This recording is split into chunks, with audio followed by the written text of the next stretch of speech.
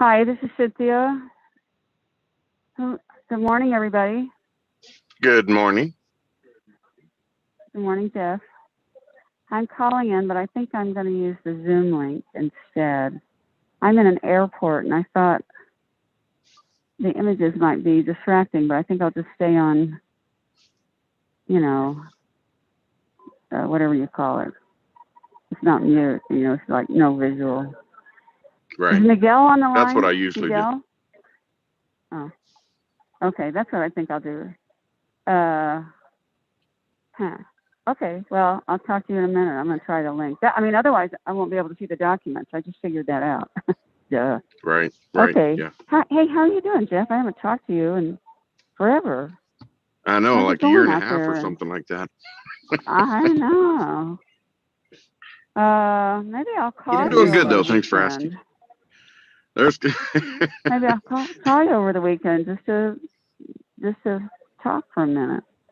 Do you want to? You did. No, I say I maybe don't I have will missed over call. this coming weekend. Oh yeah, anytime. I'll call. Anytime. Yeah, okay. If I don't right, answer, I'll leave talk a to you soon. message though, because sometimes I just don't have phone service, and Sure, I I won't hear know you. you called if there's not a message. Okay. Okay, fine. I will definitely do that. But I'm All going to right, get on cool. Zoom now. That'll be better. Okay, thanks. Bye. All right. See you in a little bit. Good morning, Commissioner Maestas. Good morning, Commissioner Byrd. Good morning, everyone. We have people multitasking. I think John Reynolds is testifying right now in the evidentiary hearing in the merger case. So my assistant's listening in as well. He is also multitasking. How's everything going, Commissioner Byrd? Good, I guess. Wondering if we'll ever have an in-person meeting again.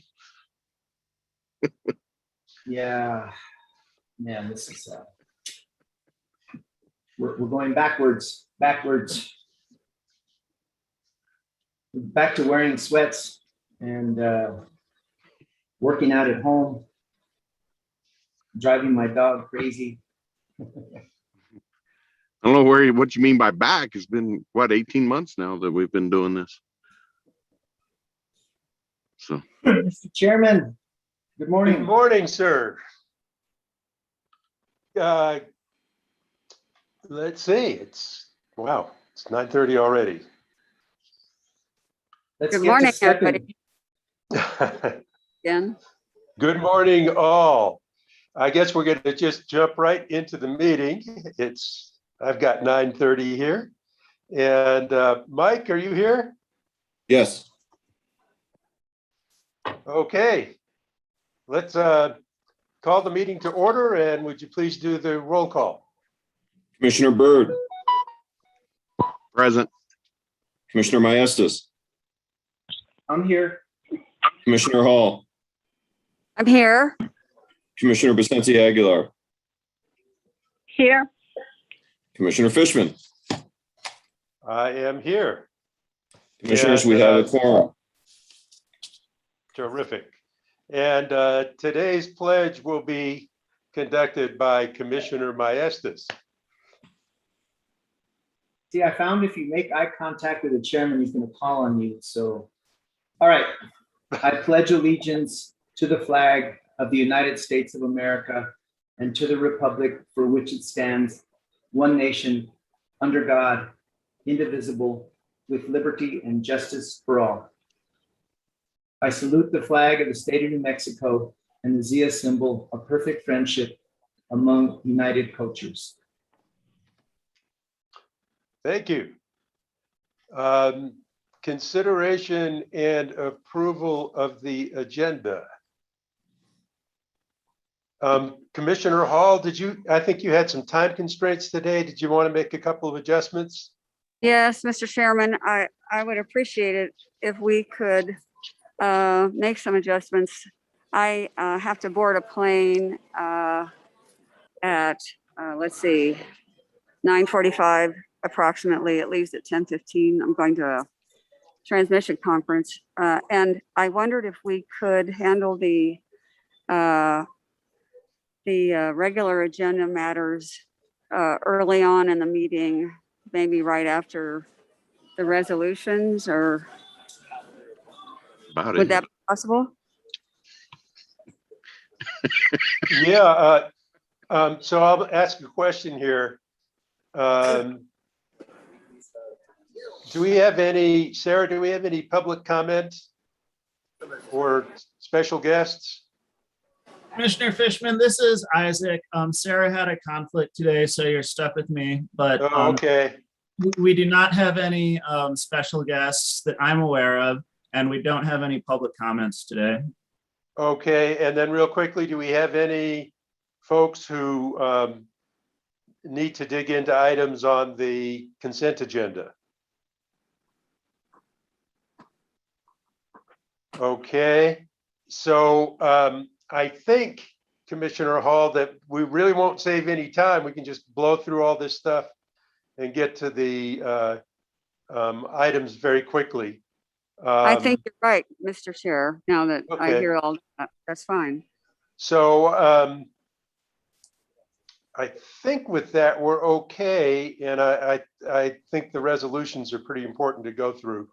So I think we can just leave it as is, if that's okay with you. Yeah, that'll work for me. Even when I board the plane, I think there will be another 10 or 15 minutes. So I think this will probably work out. Okay. So introduction of special guests, we have none, as Isaac's just confirmed. Thank you, Isaac. Public comment?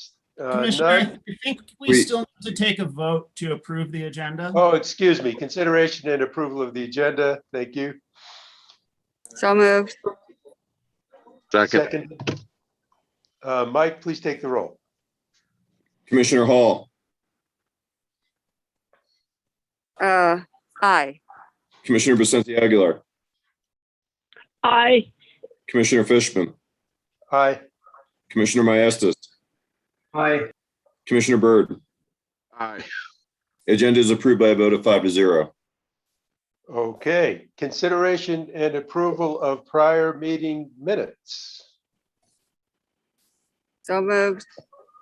second, We've got, Mike, would you please take the roll? Commissioner Fishman, Aye. Commissioner Byrd, Aye. Commissioner Hall,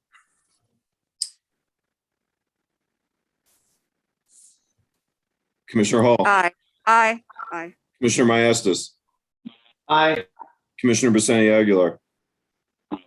Aye. The minutes for August 4th, 2021 open meeting are approved by a vote of 5-0. Okay, and now on to item 1 on the agenda, resolution 8-18-21. So Wayne, Judith, and Hans, please walk us through it. Good morning, Mr. Chairman and members of the commission. It's nice to see everyone. I'm going to turn this over to Judy and Hans to go through the details of the resolution and the policy revisions. As I'm sure the commission is aware, there's been a flurry of activity from the state personnel office as well as the governor's office, trying to set policies in place to allow state agencies to reopen. Most state agencies reopened, I believe, on Monday, July 19th, in some form or another to the public, and remain open today. Of course, we weren't quite ready to open at that time, but we are getting closer and closer to being able to do so. Therefore, I know the commission had adopted some policies before I came on board, and what we've done with these, Mr. Chairman, I'm a firm believer that the policies that affect employees are best developed by those employees. We set up a ad hoc human resource committee to go through the previous policies, the policies that we've received drafts from state personnel office. And that group met over the course of the last 2 or 3 weeks to look at those policies, see how they fit for the PRC, make some revisions to them, And that is what is before you today. I do intend going forward, Mr. Chairman, to continue to use this ad hoc Human Resources Staff Committee to review our policies and procedures, because again, I think the policies work best for employees if they are developed by those employees. So with that, Mr. Chairman, I'll turn it over to Judy and Hans. We can go through these in as much or as little detail as you want us to, given your time constraints. But Judy, do you want to start us off? Yes, good morning, Chairman Fishman and members of the commission.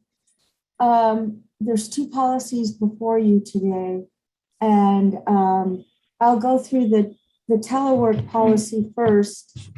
It provides for teleworking, which we are currently doing under our emergency telework policy, but the proposal is to repeal essentially and replace our previous policy with this new one. And it will govern all employees, including those who are currently teleworking, those in the future who may want to telework, and those who would telework under emergency conditions. This policy was originally provided to Renee Kepler, who's a bureau chief of the Human Resources Bureau. And the committee, as Wayne described, made some changes, and I'll go over the places where we are recommending changes. First, we are designating all PRC employees posts of duty to be Santa Fe. The reason that that's significant is that under the DFA per diem and mileage rules, you're not eligible to get mileage or per diem or lodging if you travel from your home to your post of duty. So what this means on a practical level is that employees who are teleworking from their home will not be eligible to get mileage or lodging or per diem when they come to Santa Fe. And that is significant, because although, and that might be something to discuss, but it would be a significant amount of money if the agency was required to pay mileage and lodging and per diem for employees who were teleworking from home, but every time they came to Santa Fe, they could either stay overnight or get a meal or get mileage. And, the important parts of the policy are that the PRC retains all control to approve or deny a request, to modify a request for teleworking, and to cancel a request. In addition, employees must maintain and achieve performance rating. And there's several places that talk about equipment and confidential information. It's fairly standard. The committee made no changes to that. The committee did make a change to the policy in the area of where the telework location shall be. It needs to be the employee's primary legal residence, and that has a definition in the statutes. Our policy we made a change where we will not allow telework locations to be outside the state of New Mexico. That was something that was potentially allowed under the original policy that was proposed. We thought that there's no reason in the PRC setting for any employee to reside outside of the state, have their primary legal residence outside of the state. One area that the committee talked a lot about was whether or not the employee had to be within 3 hours of coming into office in Santa Fe. And the policy that was originally provided to Renee stated that they did have to be within 3 hours. But the committee decided that there was really no reason for that. And it was more reasonable to just have it state that the employee, if requested to come to Santa Fe, would be able to come the next business day or a later date if it was agreed to by the supervisor. So that was another area where we made a change. And Mr. Chairman, Yes, Commissioner Vicente Aguilar. good morning, everyone. Judy, can I ask a question at this point? Because if I wait until the end of your report, it sounds confusing. oh, certainly, Commissioner. Oh, okay, Yeah. thank you. Let's say, for example, an employee lives in the middle of state of New Mexico. I'm going to choose Los Lunas.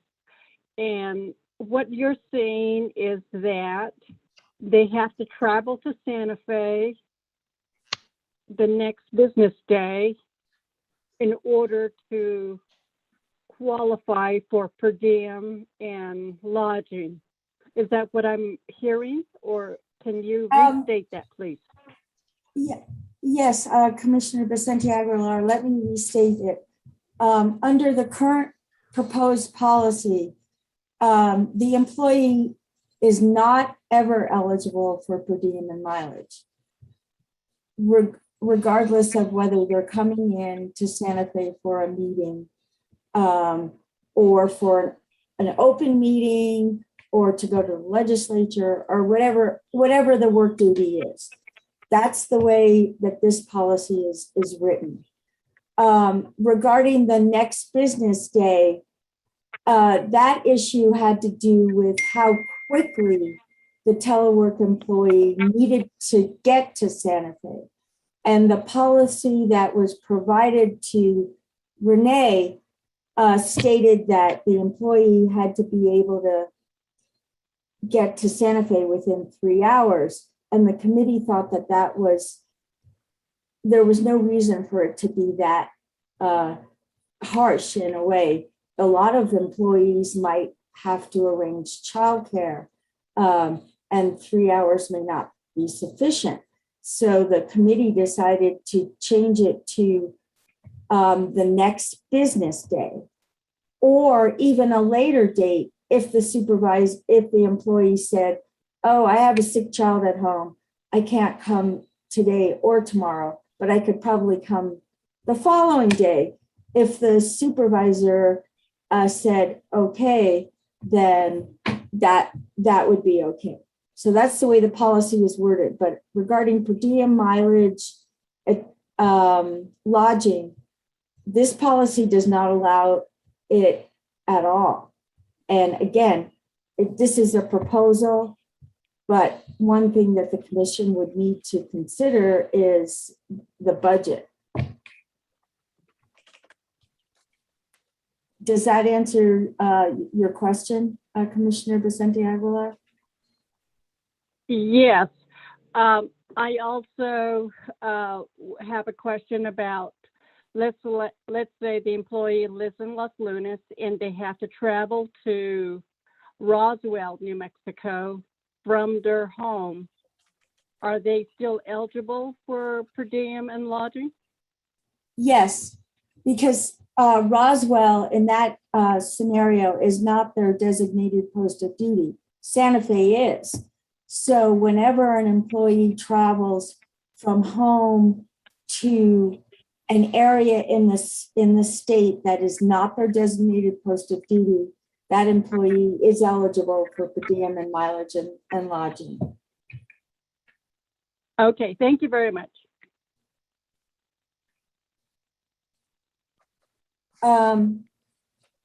So going back to the policy, I've already said that the PRC retains all authority to cancel, suspend, or modify the telework arrangement. In addition, the employee has the right to cancel the arrangement.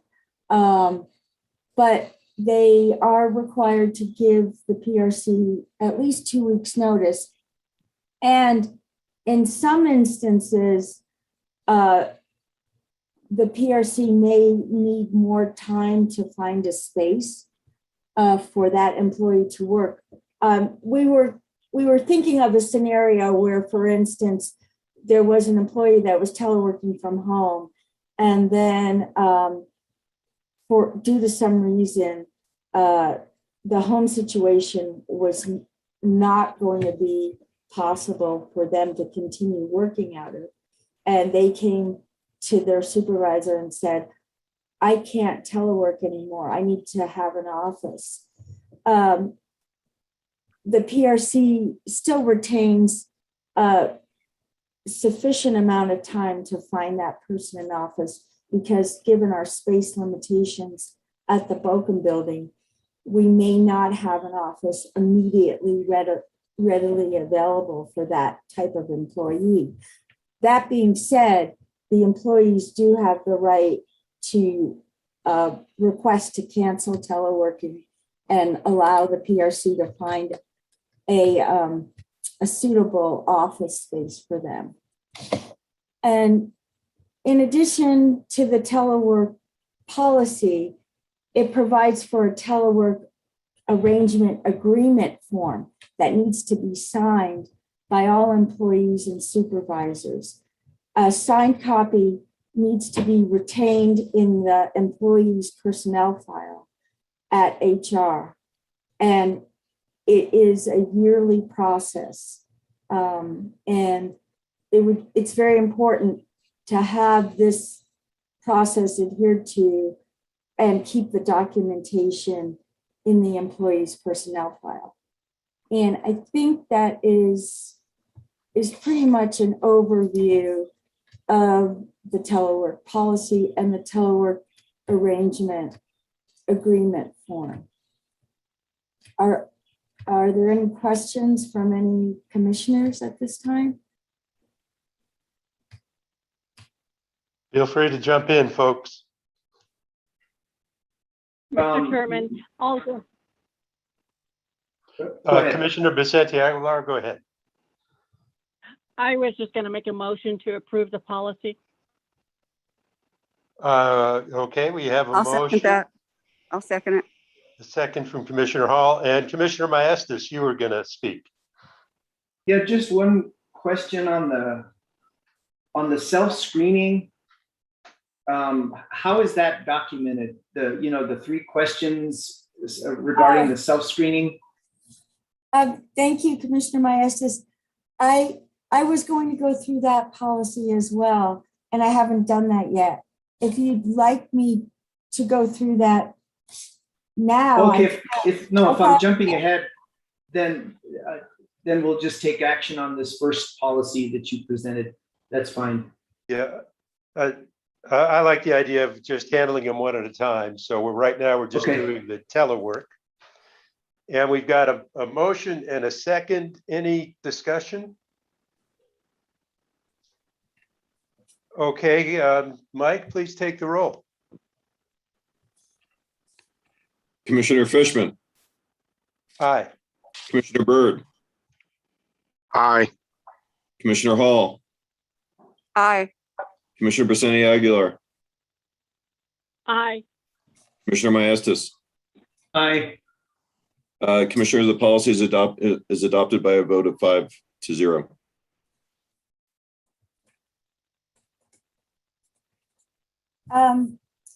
Thank you. Mr. Chair, Mr. Chair, can you hear me? I'll make a comment. Commissioner Hall? Yeah, I just wanted to say I found out the equipment has just arrived. The airplane's just arrived. It was a half an hour late, so I have a little more time than I expected. Not Okay, a whole great. lot, but just to let you know. Okay. Ken, I just wanted to comment that this was a very thoroughly written policy, and I really appreciated the attention to detail on it. And thank you for getting the committee involved of employees. It to me was a very clear, well done piece of work. So thank you to all who worked on it. HR policy number 21. Yes, Chairman Fishman, members of the commission, this is a new policy. We do not currently have such a policy. Again, it was a form that was originally provided to Renee Kepler in HR, and we did make some modifications. And in addition, it's been difficult to draft because, as you know, it's been like a moving target. And yesterday, the governor had a press conference, and her health secretary, Dr. Human Health and Human Services Secretary, Dr. David Scrace, issued a public health emergency order that requires masks indoors at least until September 15th, 2021. So this policy now is written that it will remain in effect at a minimum until the governor lifts all executive orders that extend her original executive order in March of 2020, which was in 2020-00004, and related public health emergency orders. In other words, we didn't want it to cease necessarily the moment that the governor lifted all executive orders regarding COVID. But it will stay in effect at a minimum until all executive orders are lifted. In addition, you probably are aware that on July 30th, the governor did issue Executive Order 2021-46, which continued the original executive order until at least September 15th, 2021. And it did provide that the state personnel office would issue guidance to all state agencies regarding the implementation of the order. And on July 30th, 2021, SPO did issue guidance, and that guidance is attached to this policy and incorporated by reference and made a part of the policy. And not fully vaccinated employees are required to follow the SPO guidance and any subsequently issued SPO guidance for testing protocols. That being said, there were not a lot of changes made to this policy in the form, except that the committee decided to make it any certain requirements for self-screening mandatory of the public and the employees. So the public and employees have to complete a COVID-19 symptoms and exposure self-screening test every day before they come to the building or any state building. And there's 3 self-screening questions. Have you tested positive for COVID-19 in the last 7 days? Have you experienced any COVID-19 symptoms in the past 48 hours? Have you been exposed to COVID-19 in the last 14 days? And the employees and the public may not enter the PRC building if they answered yes to positive COVID-19 test in the last 7 days, COVID-19 symptoms in the last 48 hours, or COVID exposure in the last 14 days. Employees and the public may come to work and may enter the PRC building if they are there's no positive COVID test in the last 7 days, no COVID symptoms in the past 48 hours, no COVID exposure in the last 14 days, and for employees not fully vaccinated, they need to have followed all the testing protocols provided in the SPO guidance and have provided the timely results to our HR department. And I can go through the SPO guidance in more detail if you'd like me to. But this self-screening is an important piece of this policy. In addition, the mask and social distancing sections are important as well. And the committee made changes here to state that all employees and the public, either vaccinated or not fully vaccinated, must wear face masks or cloth face coverings in all areas while in the PRC building. Masks must be well fitted. It also states that we'll provide disposable masks to employees as necessary. I'm not 100% sure if we have, set that up, but if we adopt this policy, we're going to have that available.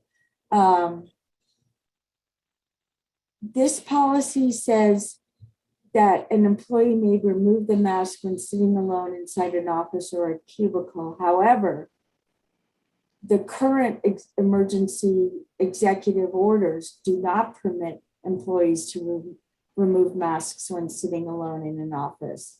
Therefore, all employees have to wear masks inside the building all of the time unless eating or drinking. In addition, all employees and the public, either vaccinated or not fully vaccinated, must maintain 6 feet distance from all other employees, clients, customers, and the public at all times while inside the PRC building. Section 6 of the policy provides for isolation and quarantine instructions. If these must be followed, if the employee does not pass the self-screening questions that I talked about before. And I'm not going to go through the isolation and quarantine instructions. We didn't change those at all. They're very detailed. Regarding proof of vaccination, that includes proof of compliance with the SPO guidance on testing protocol. And that's in section 7. In section 8, there are reporting instructions for if an employee becomes aware that they are positive for COVID, and the chief of staff has to report that to the environment department.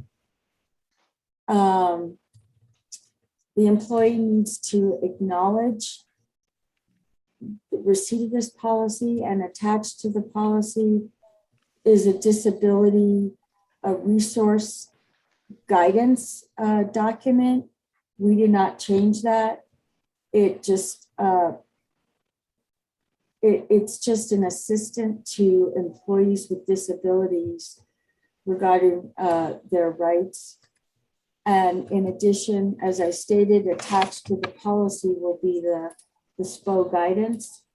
And I can go through that in terms of kind of testing protocol that will be needed for non-vaccinated employees if you'd like me to, or I can answer questions, either one. So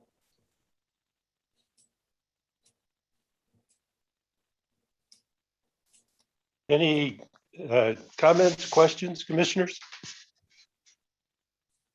Yeah, just Judy, Joe Maestas is here. So the screening questions, it says that we can require employees to record and submit their answers to the self-screening questions. So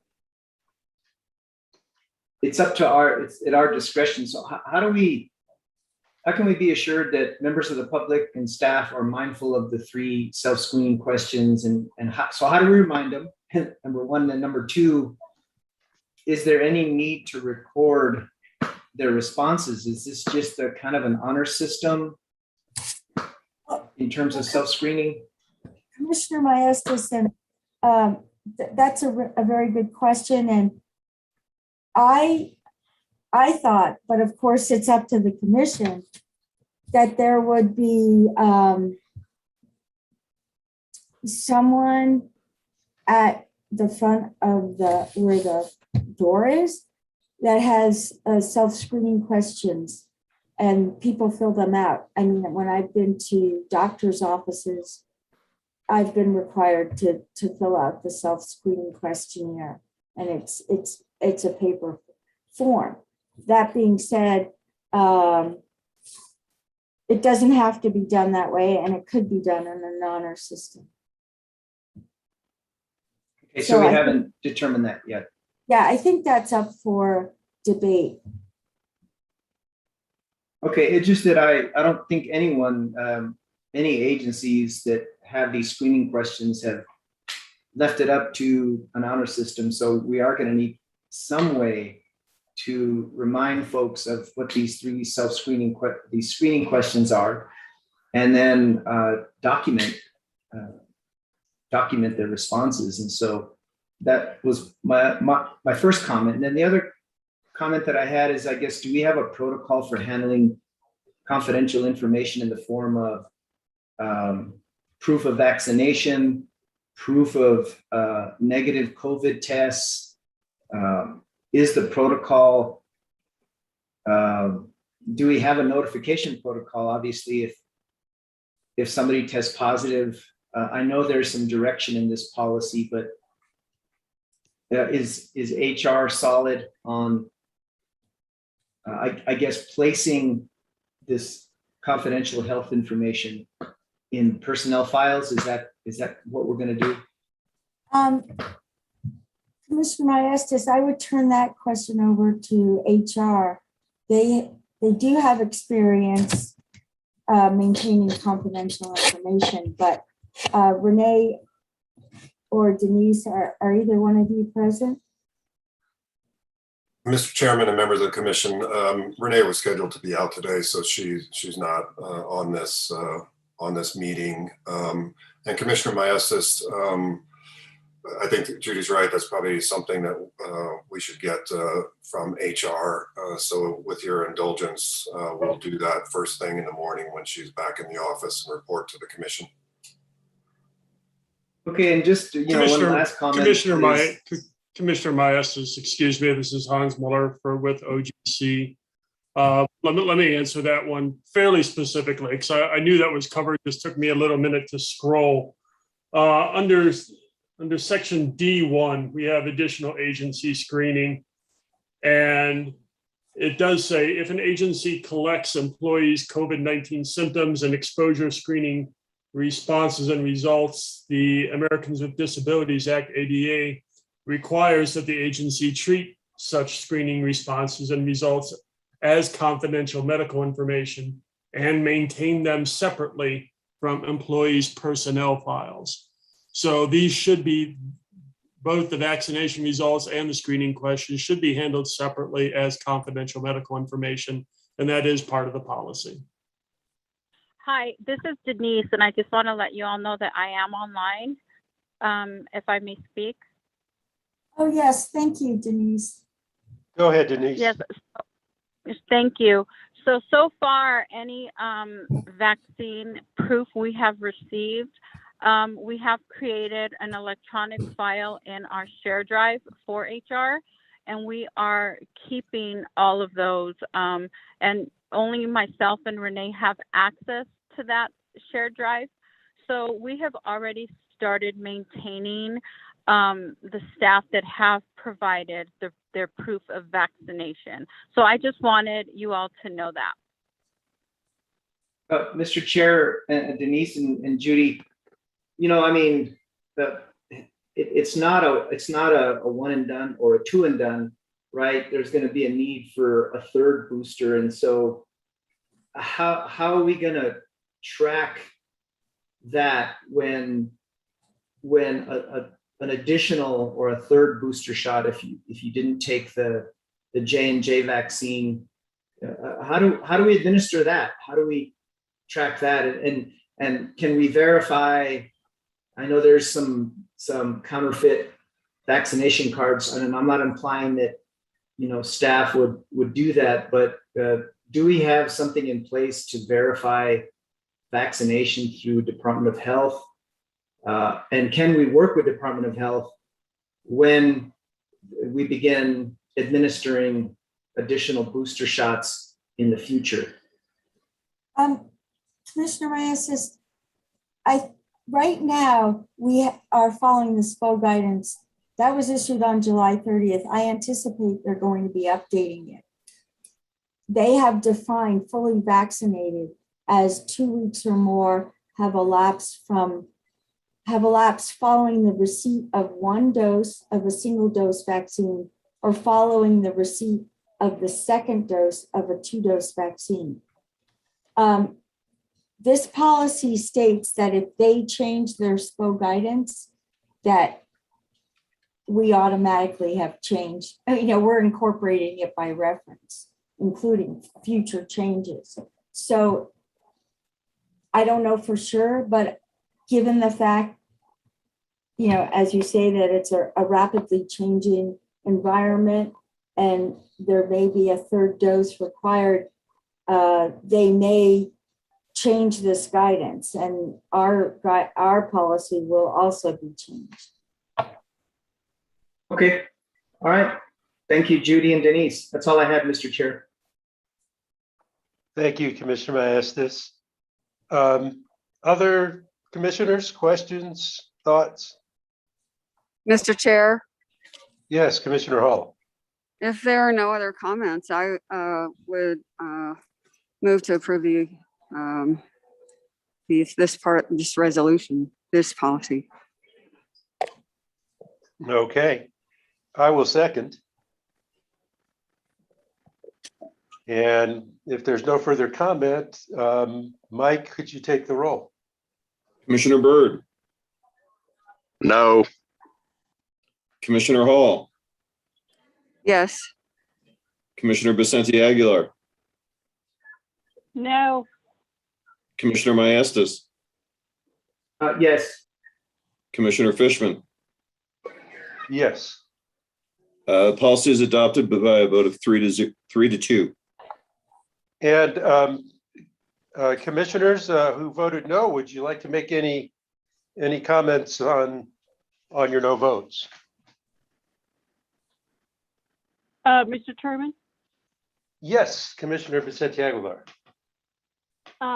the key employee that is responsible to create this policy is not present today, which is Renee Kepler. And this agenda has been approved and the agenda has been publicized, and we're starting off on the wrong track. We need Renee Kepler to give us instructions and to guide us from what information she is receiving from the State Personnel Office, and also the new order that is set in place as of yesterday from the Governor of New Mexico. So this is key information, and communication is the key to clarify any questions in the near future. So that's the reason why I voted no. Okay. Should we, Commissioner Vicente Aguilar, schedule her to present or at least discuss with the commission at next week's meeting to cover your concerns? Well, it's a simple question. Although Denise was available today, but the information she provided is that we are creating a data file for a specific document. But it's important, it's very important. It's the employee's responsibility. They have that right whether they should submit certain documentation as confidential or not. And that is a gray area that we, during our discussion today, and I will leave it up to the chief of staff how we move forward. Thank you. Okay.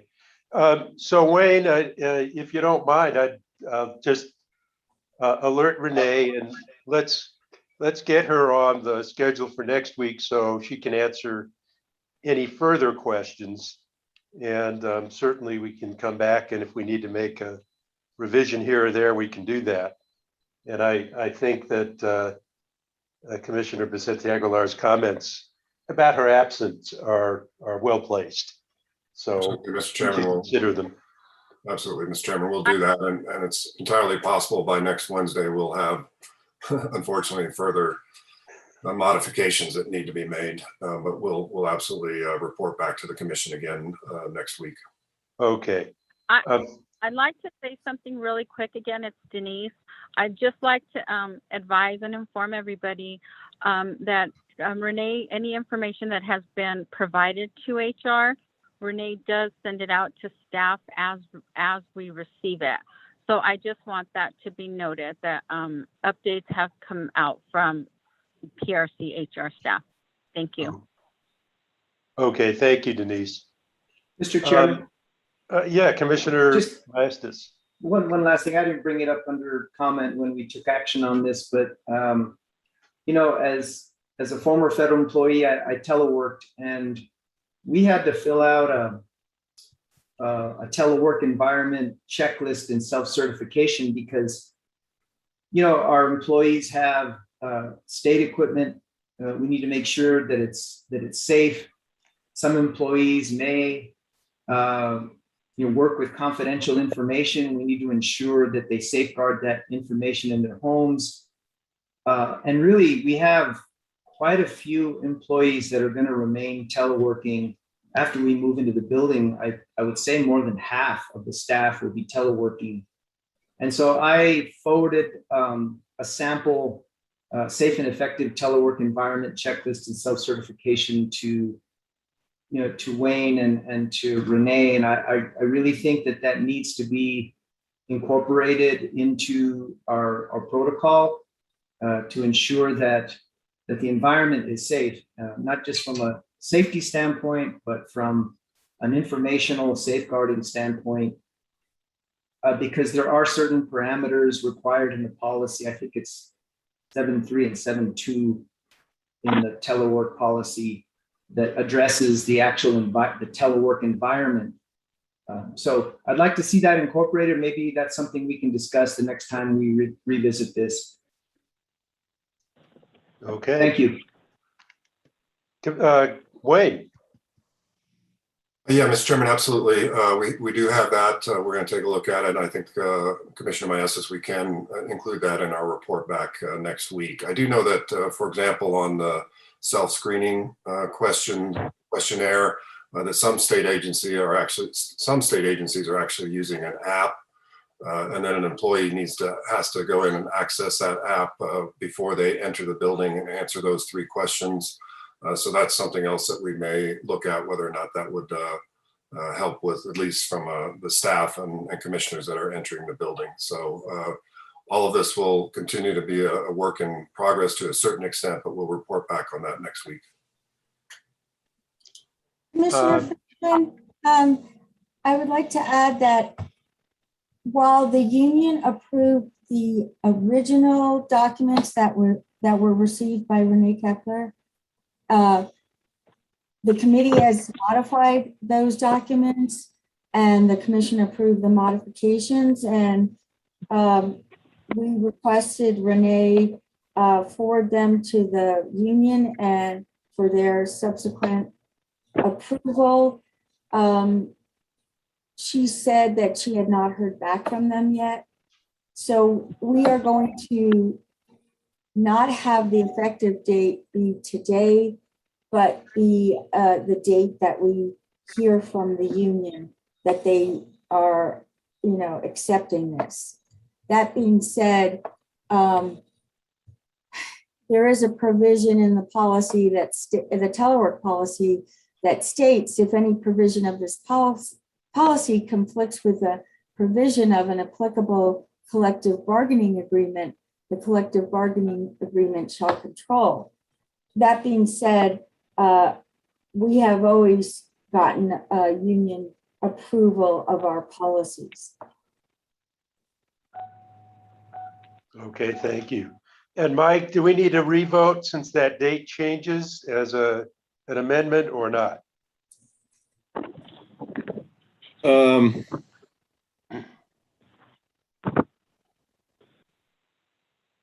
I think you can vote now, and as long as there's not a need to bring it back, it can go into effect. Certainly, if the union has any changes, we'll bring it back. Okay, so we're cool, is what I'm hearing. Yes. Mr. Chairman, Yes, Commissioner, go ahead. thank you. The other process that is missing here is that there's policy changes and there's policy that is being asked for the commissioners to approve. I don't see the educational aspect of these policy changes to our employees. I did not receive emails from Renee Kepler. How do we translate this for every employee to understand where the policy changes are going to occur? This is going to affect them tremendously. So the dialogue, the communication from the HR is missing. If you would like the employees to abide by the new policy, which the commissioners are ready to approve or not approve, these employees, I need information whether the division directors are informing the employees. I need to know whether the HR is sending information to all the employees via email. That information is missing from our dialogue today. Thank you. Commissioner Vicente Aguilar, to that point, I would agree that is a really important piece. And I have a suggestion, obviously, you could take it or leave it, but HR could conduct a Zoom for all employees to go over the policies and take questions and answers. Mr. Chairman? Yes, go ahead, Commissioner. If I may add, as a former Fed, every year, not just when we had changes to our HR policy, but every year we were asked to read our policies, appropriate HR policies, and sign a self-certification that we read and understand those policies. And that was part of our protocol to communicate to management that we're aware of the policies. And we would also be notified of any changes outside of the annual self-certification cycle. Maybe it wasn't annual, it could have been biannual. But I recommend that we do have some kind of an affirmation in the way of a self-certification and signature by every employee that they're aware of the policy and understand it. I would highly recommend that as documentation that they're aware of it. Yeah. Mr. Chairman, this is Michael Smith. That should be the standard protocol should be being followed by HR. That's supposed to be the standard. That's basically the standard protocol in HR across the board. In addition, Commissioner Maestas, as part of the telework arrangement agreement form, there's an acknowledgement that they've received and they acknowledge receipt of the telework policy. But that's just with respect to that one policy. Okay, thank you. One other thought, and for HR and Wayne to think about is the policy is pretty lengthy to read through. There might be some kind of summary version of it to send out, or there might be some sign posting when you come in the building that just covers quick bullet points that people need to consider. So I'm sure that's all stuff you've been thinking about, but I think those kinds of steps are all part of the implementation. So we'll look forward to seeing how you guys handle that. And it's hard for a lot of employees to read and remember these longer policy statements, even if they've read them. So those kinds of reminders around the office or those kinds of communication strategies might help.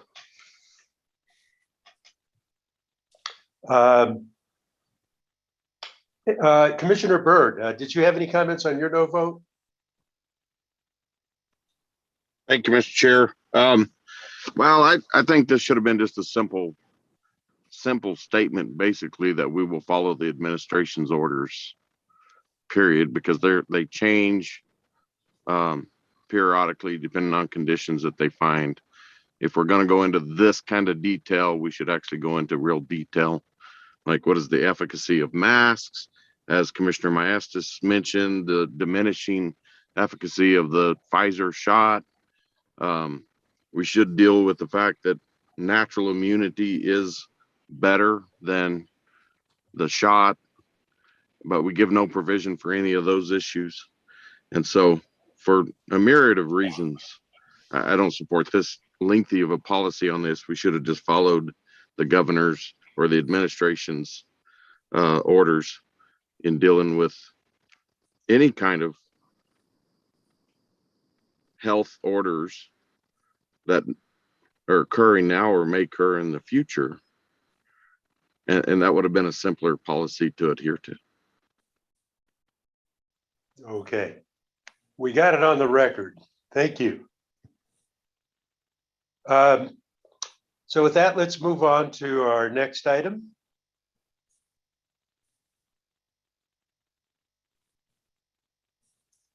So this is the appropriations. I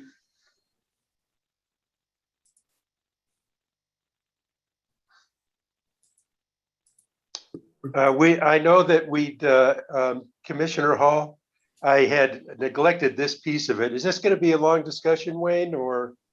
Mr. Chairman, I don't think it necessarily needs to be. If you need to take action on other matters, though, we could cover this at the end of today's. I think both of the next two agenda items could be handled at the end of today's agenda.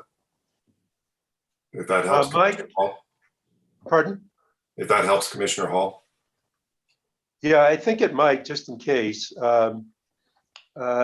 Would the rest of the commission mind if we push these items to the end of the agenda? Not Mr. at all. Chairman, Okay, yeah, Commissioner Vicente Aguilar. I would like to amend the agenda to move the regular action items at this point in time of the meeting. That's my motion. Okay, and I will second that. Move them to before the discussion items, correct? That's correct. Okay, so we have a motion and a second. Mike, would you take the roll on that? Commissioner Hall. Commissioner Maestas. Aye. Commissioner Byrd. Aye. Commissioner Vicente Aguilar. Aye. Commissioner Fishman. Aye. And go ahead. That's it. The motion to amend the agenda is approved by a vote of 4-0. And Commissioner Hall, are you with us now? Somewhere in the air. It appears she's no longer connected to the meeting. Oh, well. Well, we'll get it covered. If she comes back shortly, we'll catch her. So Hans, why don't we go ahead with loco movers?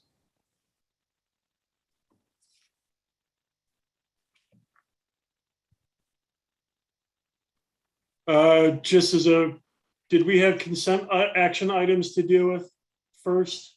No, we skipped over those to this. Okay, just checking to make sure we're on schedule here. Thank you, Chairman Fishman and commissioners. This matter comes before, as the commission may recall, we took emergency action at the August 11th, 2020 open meeting regarding loco movers. Prior to that, on August 4th, the commission had ordered Transportation Division staff to investigate and file a report to the commission, which staff did so on their report on August 10th, requesting the commission issue a cease and desist order to loco movers, as staff had confirmed that they had been operating without a certificate for a number of years. The commission then took that under as an emergency order on the August 11th meeting, indicating that and issued a order to cease and desist and order to show cause. This bring this back, as this has been notified on the agenda properly under the Open Meetings Act, and just bring this before the commission so that we can ratify the emergency action that was taken during the August 11th meeting. If I could have a motion to ratify that vote, please. I move to ratify emergency action taken at the August 11th, 2021 open meeting with regard to 21-00194 TREN. I'll second. Okay, we have a motion from Commissioner Maestas, a second from Commissioner Byrd. Any commissioner comments? Mike, please take the roll. Commissioner Vicente Aguilar, Aye. Commissioner Fishman, Aye. Commissioner Maestas, Aye. Commissioner Byrd, Aye. and Isaac, do we have Commissioner Hall still disconnected? It appears that way, unless she's possibly called in on a phone number I don't recognize. So let's just check. Commissioner Hall, are you connected?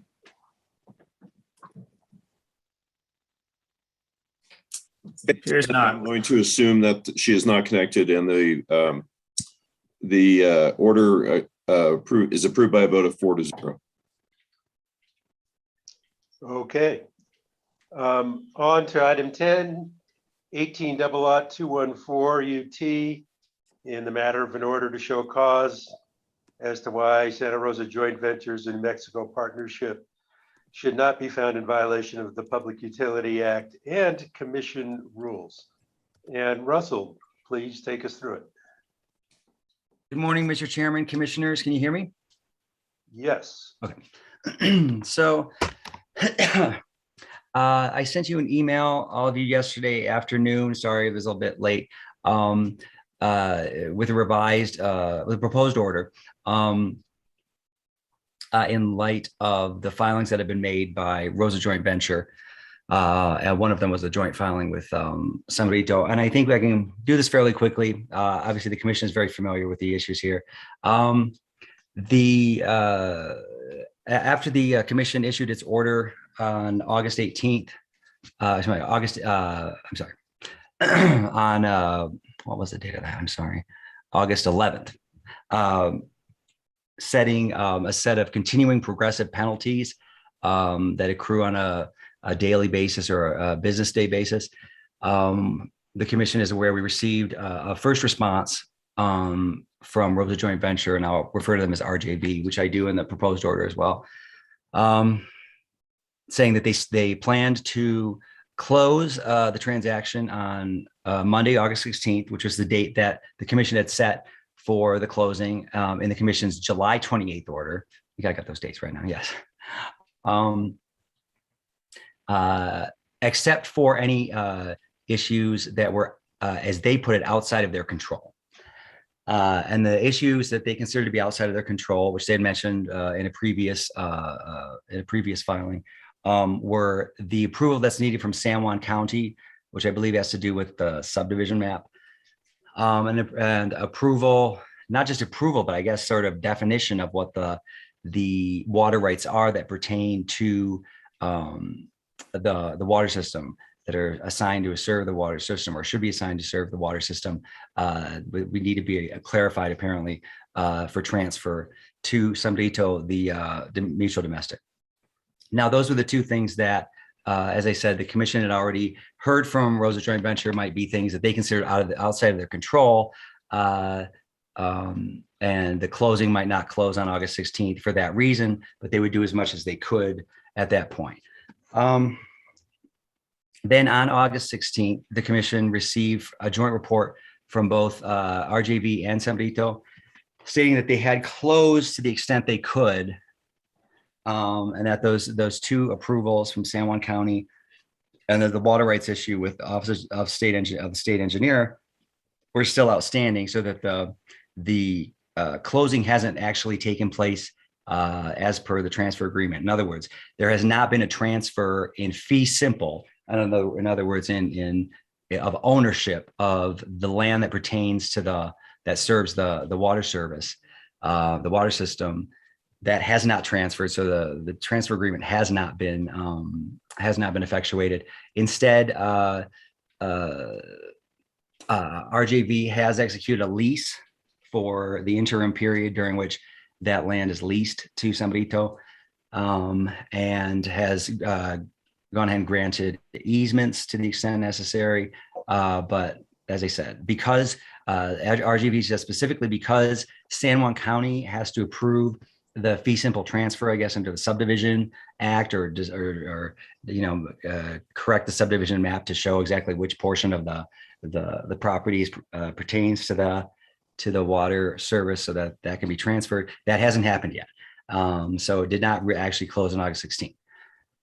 For that reason, for both reasons, also the water rights reasons. So the proposed order they have drafted would find that RJV and Sambrito have not, or I should say RJV. RJV is, as you know, the only entity that the commission can hold responsible, because Sambrito is a mutual domestic outside of the jurisdiction of the commission, whereas RJV is a water utility. This order would find that RJV remains out of compliance or in violation of the commission's July 28th order, insofar as the transfer did not close on August 16th. And the reasons that were given by RJV, which I've just mentioned, are not sufficient reasons for this reason. That in the July 28th order, the commission said the only acceptable excuse for not closing on August 16th would be a, quote, unexpected delay occasioned by either San Juan County or the Office of the State Engineer. And this order would state these are not unexpected delays, because it's clear from the filings that were made by RJV and Sambrito that they had not even begun either of the processes with San Juan County or the Office of the State Engineer, apparently until after they received the commission's order, the penalty order. They didn't have a meeting with the Office of the State Engineer until August 12th. And they give no reason as to why they waited so long to start that process. Their initial meeting with the Office of the State Engineer was, as they put it, to assess any water rights issues. I mean, at this point, one would have hoped have resolved any water rights issues that may exist. There may be no such issues. Hopefully there aren't, but they've only started the process just last week. Same thing with with San Juan County, the process there. Well, they say in their response, somebody to NRJV, that, well, they have to get a survey. And where they're at in that process, they've contacted surveyors.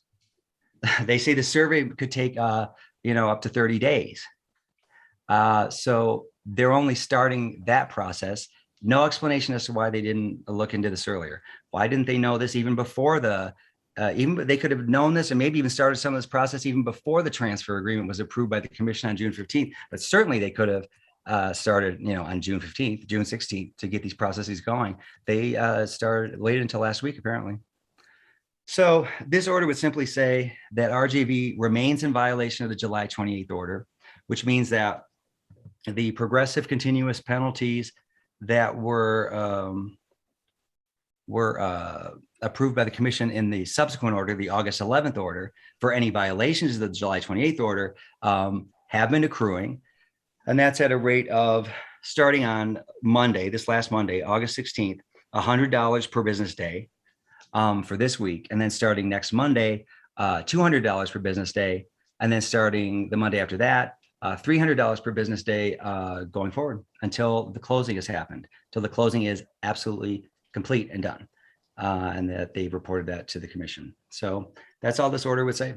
And it says this because specifically in their joint status report filing, RGV and San Benito asked that RJV have any penalties basically removed or withdrawn by the commission in light of the steps that they have taken. So with that, I'll take any questions. Commissioners. Mr. Chair. Yeah, go ahead, Commissioner Byrd. Thank you, sir. Thank you, Mr. Fisk.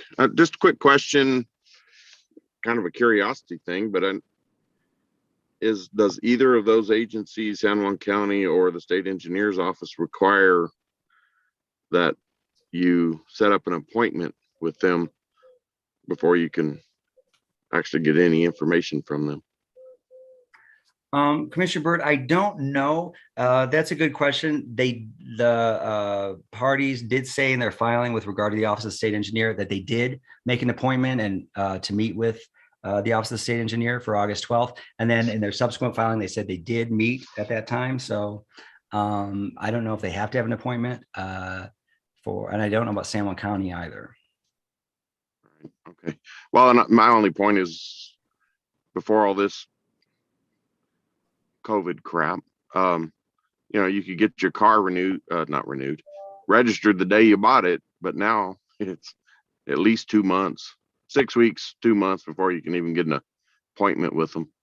I don't know how they got so busy, but apparently DMV is real busy. And I'm just wondering if maybe that wasn't part of the delay, unexpected delay, was that these agencies aren't responding in the same kind of manner as they would have prior to the health emergency.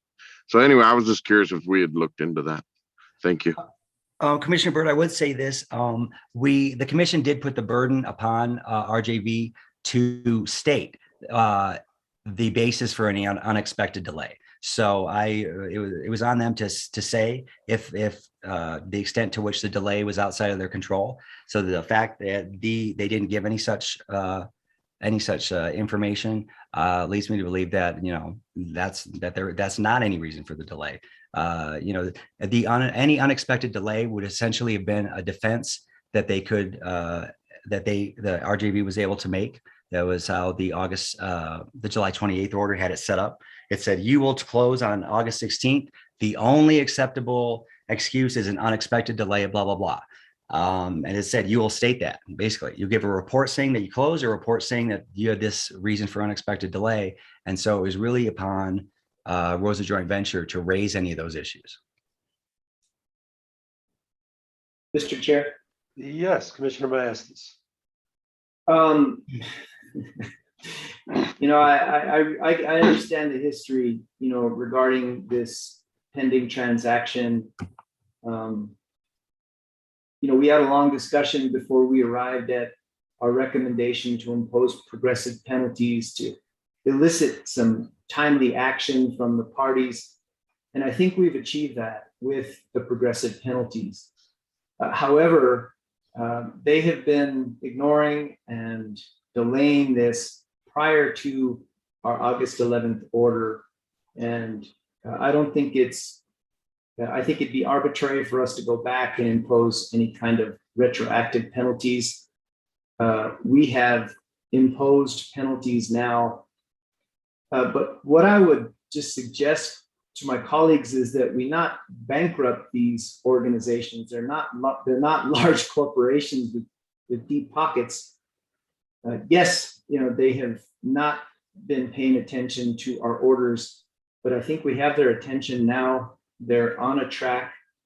There are some transactions that need to occur that are dependent on other agencies like New Mexico Environment Department, Office of the State Engineer in San Juan County. So I propose that we eliminate the progressive penalties, but continue imposing a $100 per business day penalty until they come into full compliance. I think we need to hold their feet to the fire to ensure that they get this done. And I don't want us to be burned again if we pull back completely. And so to avoid bankrupting them, to avoid an arbitrary move of imposing retroactive fines, and a positive affirmation and recognition that they're making the right steps, I would propose that we reduce the fines to a consistent daily fine of $100 per business day until they're completely compliant. That'd be my suggestion, Mr. Chair, but I'd like to hear, what my colleagues, how they feel about this. Commissioner Vicente Aguilar, did you have a thought on this? Mr. Chairman, thank you. I think the main purpose for the progressive penalties was set in place by the commission is because Roosevelt was not responding. There was no communication. So I think we should continue to fine them, but at a reasonable rate. Thank you. Okay, and just a thought, I think that Commissioner Maesta's suggestion is well thought out. And I think it does, in my opinion, strike an appropriate balance. So I'd move to go forward with that amendment to our penalties, move it from the progressive to a consistent $100 a day, and obviously urge the parties to take our orders seriously and really consider the health and safety of the water users and their ability to access state funds to improve the water system, which we should make available to them as quickly as possible. And Mr. Chair, I think this should be predicated on or conditional upon that there be no more complaints regarding, I think some of the initial complaints were fire pressure, water quality. I think we need to be assured that this water system pending these transactions is going to be operated in an adequate, effective fashion. Yeah. Russell, was there also some service interruption that was part of the complaints? Yes, Mr. Chairman. There were what spurred the first commission order July 28th was to get some information not only about the status of the closing, but about the status of the current condition of the water system. In staff's affidavit in response to that, staff noted that it's actually typical for RJV to have these problems, especially in the summer, low water pressure and sometimes no water pressure, especially in certain parts of the subdivision. That's what I actually would say in response to Commissioner Maestas's suggestion that we make this conditional upon receiving no more complaints. I would recommend against that because there are going to continue to be these problems. And as staff said, and then the commission said in its order partially adopting staff's recommendations, the solution to this is getting that government money. And that requires the transfer because the appropriation has been made and the appropriation can go to a mutual domestic. But of course, you know, the New Mexico Environment Department wants to, you know, has to make sure that the domestic mutual domestic actually has control of the water system. It might be this lease actually might do it. I don't know. It may be that they can transfer the money once the land has been leased to the mutual domestic, but I don't know. It may require the ownership. Anyway, that's how these things will get resolved. There will continue to be these service interruptions and problems until the transfer is done and money is released, and then those changes can be, because the money is needed to do what needs to be done. So I wouldn't recommend making this conditioned upon no more complaints or problems with the system, because it's a transfer that's going to fix that. Yeah, and Russell, I would be very disturbed if money was released before the transaction was fully complete. Yes, and Mr. Chairman, I don't know if they would release based on a lease. I'm just saying, I don't know that. Yeah. Probably it will have to be the transfer is complete, absolutely complete. The ownership of the land and the water system has been transferred before NMED or whatever other agency would be releasing those funds will release it. I just want to make clear that I wasn't sure that either way. They probably will require the actual closing to happen. Okay. Well, so I made a motion on Commissioner Maestas' proposal. Do we have a second? I'll second. And any further discussion? Okay, Mike, please take the roll. Commissioner Vicente Aguilar, Aye. Commissioner Maestas, Aye. Commissioner Byrd, Aye. Commissioner Fishman. Aye. And Russell, just a request is, as we go, a few weeks down the road, a month down the road, if we're not seeing progress, I'd invite you to come back to the commission and let us know. Yes, Mr. Chairman, I won't let this just kind of fall into a hole where the penalties have gone to tens of thousands of dollars and we've forgotten. That will not happen. I will definitely keep this on. Well, it's not even the tens of thousands. If it turns out $100 is not enough, a day is not enough of a motivator, we may need to bump it up a little. Right now, I think it should be. And, but, let's just kind of keep it in our sights to be sure that we don't fall into inaction again. Yes, I will monitor that, Mr. Chairman. Okay, thank you.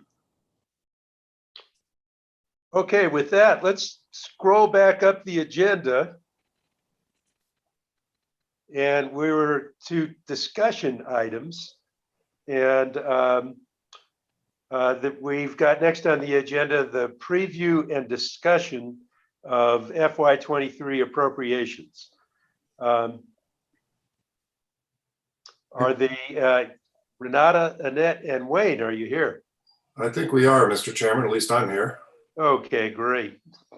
So I'll kick this off, Mr. Chairman. As you noted, this is a discussion item, informational only, and our purpose on putting it on the agenda today is to solicit input from commissioners on this draft FY23 appropriation request.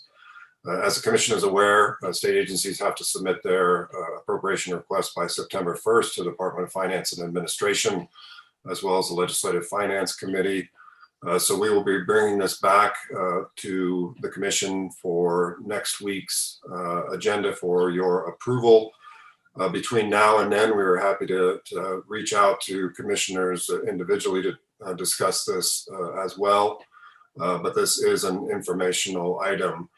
Before I turn it over to Renata and Annette, Mr. Chairman, we are still closing the books on the last fiscal year.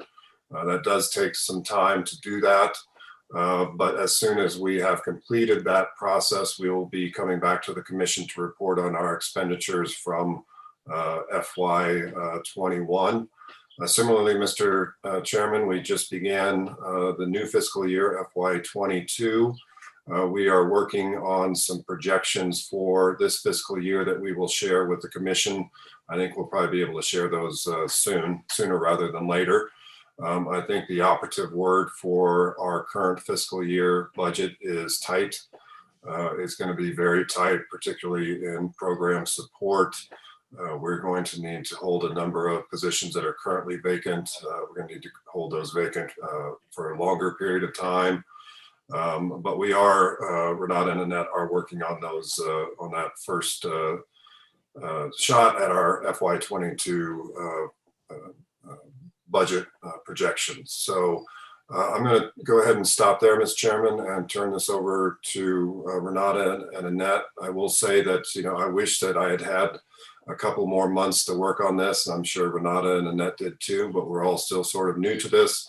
We have reviewed this with division directors. We've had, I think, 2 meetings on our FY23 appropriation request to get their input as well, see what they think their needs are going to be for the next fiscal year. So we have been discussing this for a number of weeks, and what we have today is I think a decent draft. Of course, the appropriation process doesn't end on September 1st. It's actually just the beginning. I do think, Mr. Chairman, we are going to, with respect to our FY22 budget, I do think we may need to bring a proposal to the commission to request from the legislature either supplemental bar authority or supplemental budget to cover possible shortfalls for this fiscal year.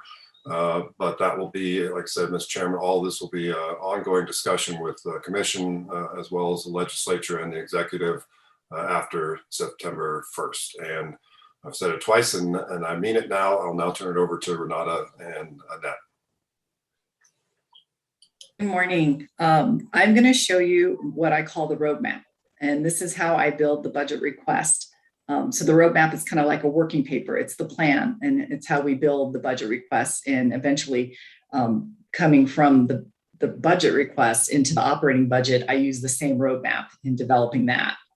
So hold on, I'm going to share my screen. Oh, do I have the ability to share? You should, yes. Thank you.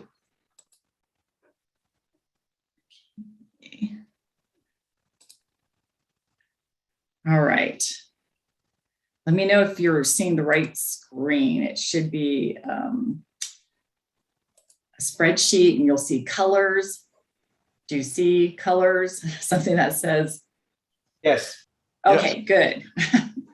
I'm not sure what you can see. I know what I can see, but it's always when you have multiple monitors and screen, I'm trying to make sure I have the right one. So this is what I call the roadmap, and I do want to kind of discuss what Wayne just discussed. It is a busy time of year for ASD. We're dealing with starting a fiscal year, ending a fiscal year. I know Annette has been working on the AP accruals because some invoices didn't come in timely for the end of the fiscal year close, which was August 5th. So that gives us the ability to pay on those invoices through the end of September. We'll accrue them, and the deadline is the end of this month. And then there's things already going on also with the audit. And so trying to meet those DFA deadlines, there's an agency representation letter that's due September 1st to DFA, certifying we're ready for the audit.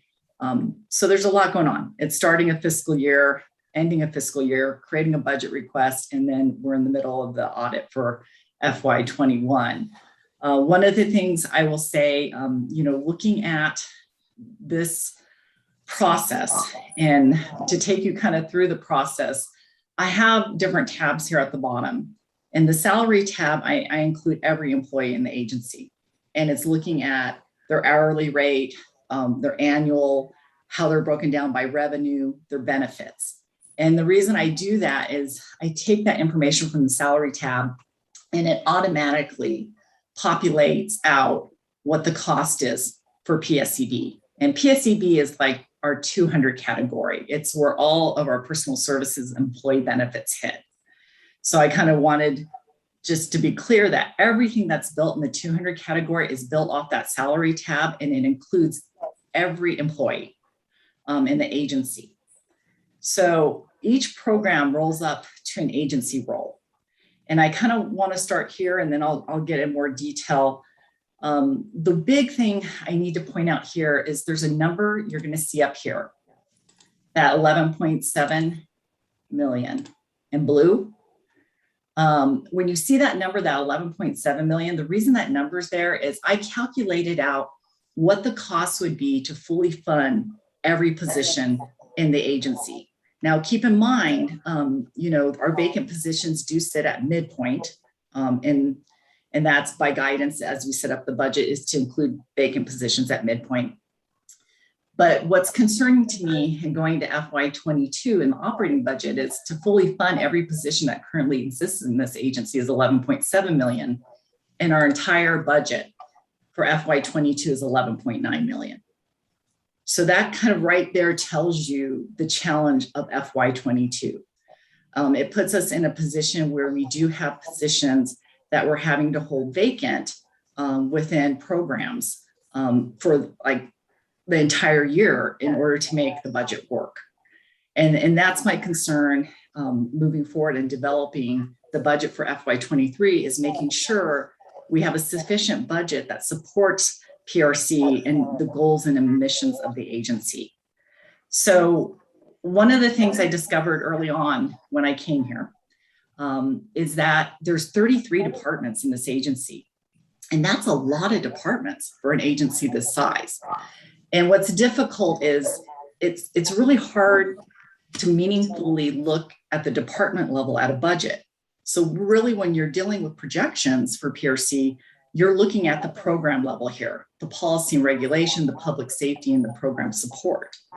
What I've done in FY23, with the start of FY23 and that operating budget and what we're requesting is I've taken those 33 departments and I brought it down to 9. And by doing so, I was able to build the budget for the agency by department that rolls to the program level so that I can also, when I do projections in the future, look at projections at the department level and have meaningful conversations of those division directors on their budget. It also helps me monitor where expenditures are hitting and get better and better at refining what the requests are for the budget. So here we have, I believe, 6 departments. We have the commissioner, general counsel, hearing examiner, the CRD director, transportation director, and utility director. So those 6 departments roll all the way up to the total that you see in green. This is what gets entered into the BFM system, which is the new web-based budget formulation and management system. And I'm going to talk a little bit more about that system because it's a new system and we are experiencing challenges with that system. You can see up here, I factor a 5% vacancy rate. I have that set up where it automatically calculates out within the PSCB. And public safety, there's just one department, that's pipeline safety. And because their positions are filled, I factor no vacancy rate there. There's only 14 FTEs. They're going to be all filled heading, well, currently. So I didn't take a vacancy in this department. One thing I will note here, and speaking with Jason Montoya, we did increase slightly, almost 150,000, the federal revenue, that there is the anticipation of more federal revenue from the US DOT grant. And then the last is program support. And the program support is chief of staff and administrative services. I do want to note here, and within chief of staff, we did move the legal for the agency with the chief of staff under program support. That tends to align with other agencies that have their general counsel within program support and with the office of the secretary. And then administrative services encompasses HR, IT, budget finance, and our records. So those two departments make up program support. And again, the green is what gets entered into the BFM. It's the role for the program, but everything is built at the department level. So that being said, going back to the role, a few things. One thing I want to bring up, I mentioned we are using a new web-based system called Budget Formulation and Management System. They call it BFM. It replaced BRS, which used to be the budget request system. This is a new system. And so there have been some issues with this new system. And that has been entering in the information from the roadmap into BFM. And she has discovered that by program, we have a missing account codes. And it's really strange because the missing account codes vary by program. So it's a little skewed. I'm sorry, did I lose connection? I can still hear you. Okay, I'm sorry, my computer's doing something weird and you all disappeared. So I was worried I lost connection, but as long as you can hear me. So BFM, we're finding some challenges where there are missing account codes. But not only that, it's interesting. They set up this new web-based system to pull from share on the financial side and also the HCM side. And the HCM pulls employees. So they pull from our org listing list and HCM to populate the budget formulation management system. What happened is we actually had an FT missing. That has been resolved by DFA. We now have found that FT and it's now hitting the system, but that was kind of another little glitch with this new system. And then the most recent is Annette pulled the FY21 actuals from the general ledger, and they had pulled it into BFM, the FY21 actuals, and she noted that, you know, the majority of the account codes and the expenditures match, but there are some that are not reconciling to the general ledger, which is a little strange also. So that is something we've made DFA aware of. I know that they are working on the missing account codes, and we're not the only state agency that is dealing with that. It seems to be an issue that is affecting all state agencies with BFM, and there's really no rhyme or reason on the account codes that are missing. So the big takeaways and looking at the agency level is we are looking at a general fund increase of about 14.8%. I know that can be viewed as somewhat substantial, maybe from the legislative side, but I view that this is kind of essential, the general fund increase to the agency. Right now, what's very clear is for FY22 operating budget is that we're under budgeted. Wayne did mention that, you know, we do have an issue with personal service employee benefits and program support right now, even with the positions that exist to fully fund them through the end of the fiscal year, we're at a negative 110,000. So I know we have to fix personal services and employee benefits in FY22. I also know right now we're already in a situation where we really have no contractual service dollars and we're barely into the fiscal year. The more I look at FY22, the more I really think we will need to ask for that supplemental request. What I really need to look at and refine, and I hope to do with the first quarter projection, the first quarter will end at the end of September, is really define what our need is going to be going into the session. Also, I just want to note too, you know, that kind of explains, you know, what's happening here with the 9% increase overall in the 200 category, the employee services and employee benefits. That is needed to come in at an agency vacancy rate of 3.63. That's the average. I took 5% vacancy in policy and regulation and 5% in program support, but I didn't take any vacancy in public safety because they are fully staffed. When you look at contractual services, it looks like a substantial increase of 53%. But what we're seeing more and more, and what I'm hearing in the discussions with the division directors, is that there's a true need for consultation and advisory contracts for the utility divisions and other areas within the agency. Also, I'm a firm believer that you really, you know, you're in a situation with contracts that you're putting in a budget request September 1st, and that budget's not even going to be in place until July 1st. I always account for some miscellaneous contracts, and that is to give flexibility to the agency. I cannot anticipate a year from now on what the needs will be, because needs change regularly for an agency. So I tried to make sure that there was some miscellaneous for attorney contracts for any needed attorney agreements.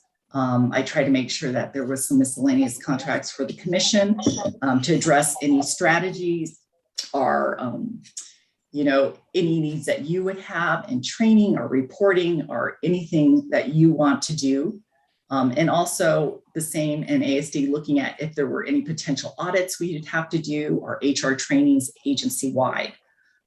So that kind of explains why the increase in the contractual services category. And to be honest, even going into fiscal year 22, it's apparent, and I heard this from Annette, really there was a need for those consultation and advisory contracts going into the end of FY21.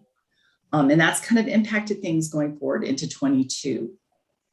As you can see, we're only budgeted at that amount. And as I noted, we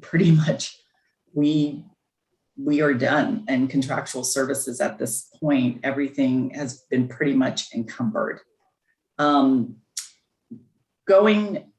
then I do have to note too, part of the reason this number too is that we did have an issue where DFA had directed that some of the contractual services needed to be moved and reclassified in the 400 category for reporting and recording.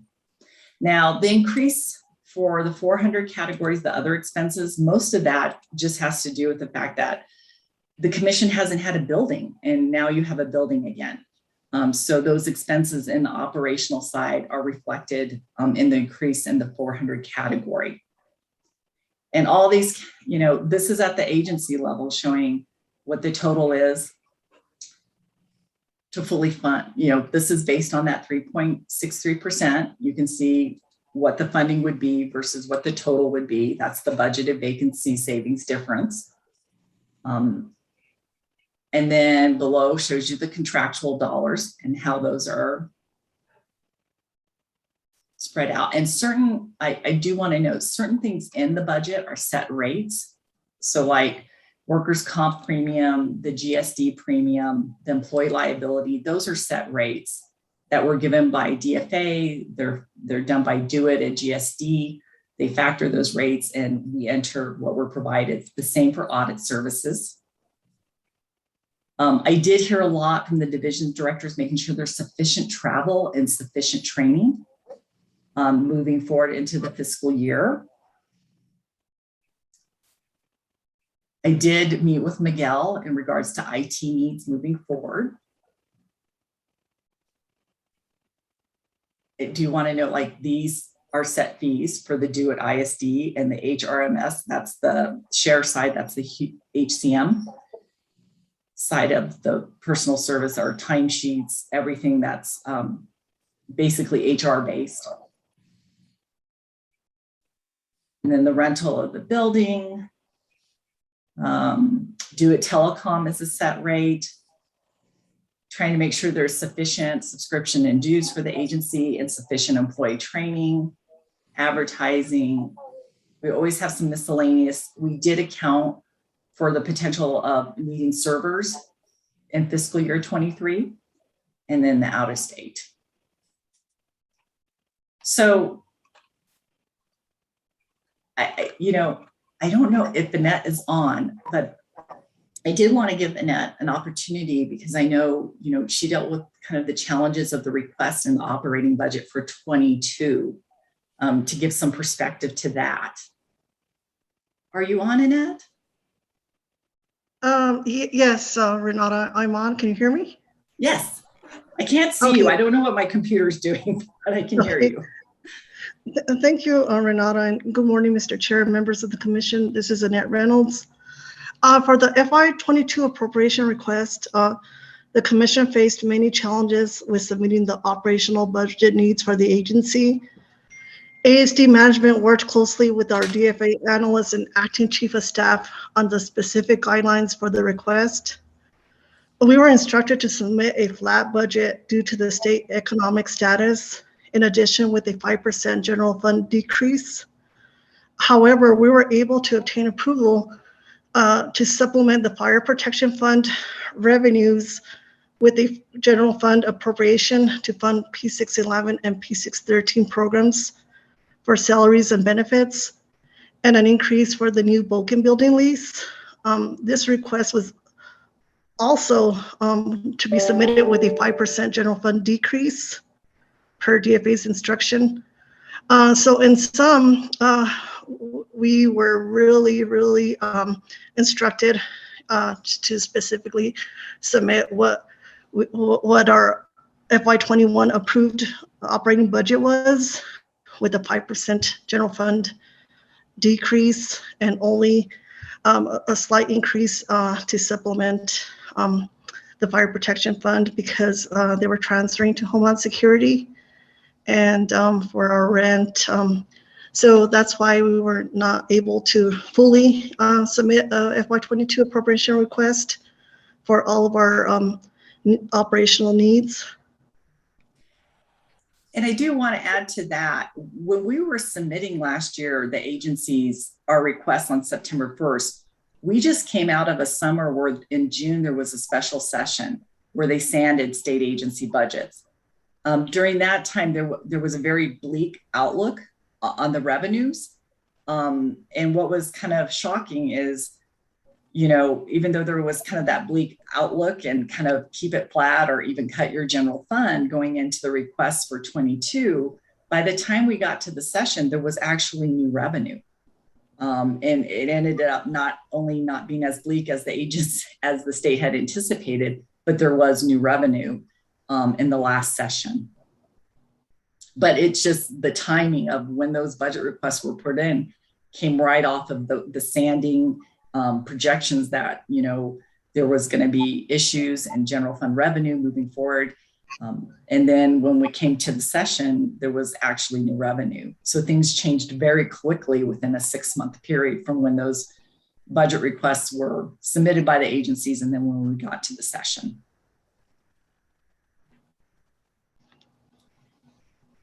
Were there any questions on what I'm showing you on the roadmap and how this was developed and put together to enter into BFM?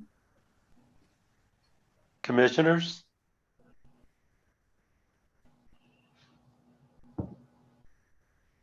This is a very clear presentation, straightforward. But it certainly does show the challenges going forward. Mr. Chair. Yes. Mr. Chairman, it certainly does. Commissioner Maestas.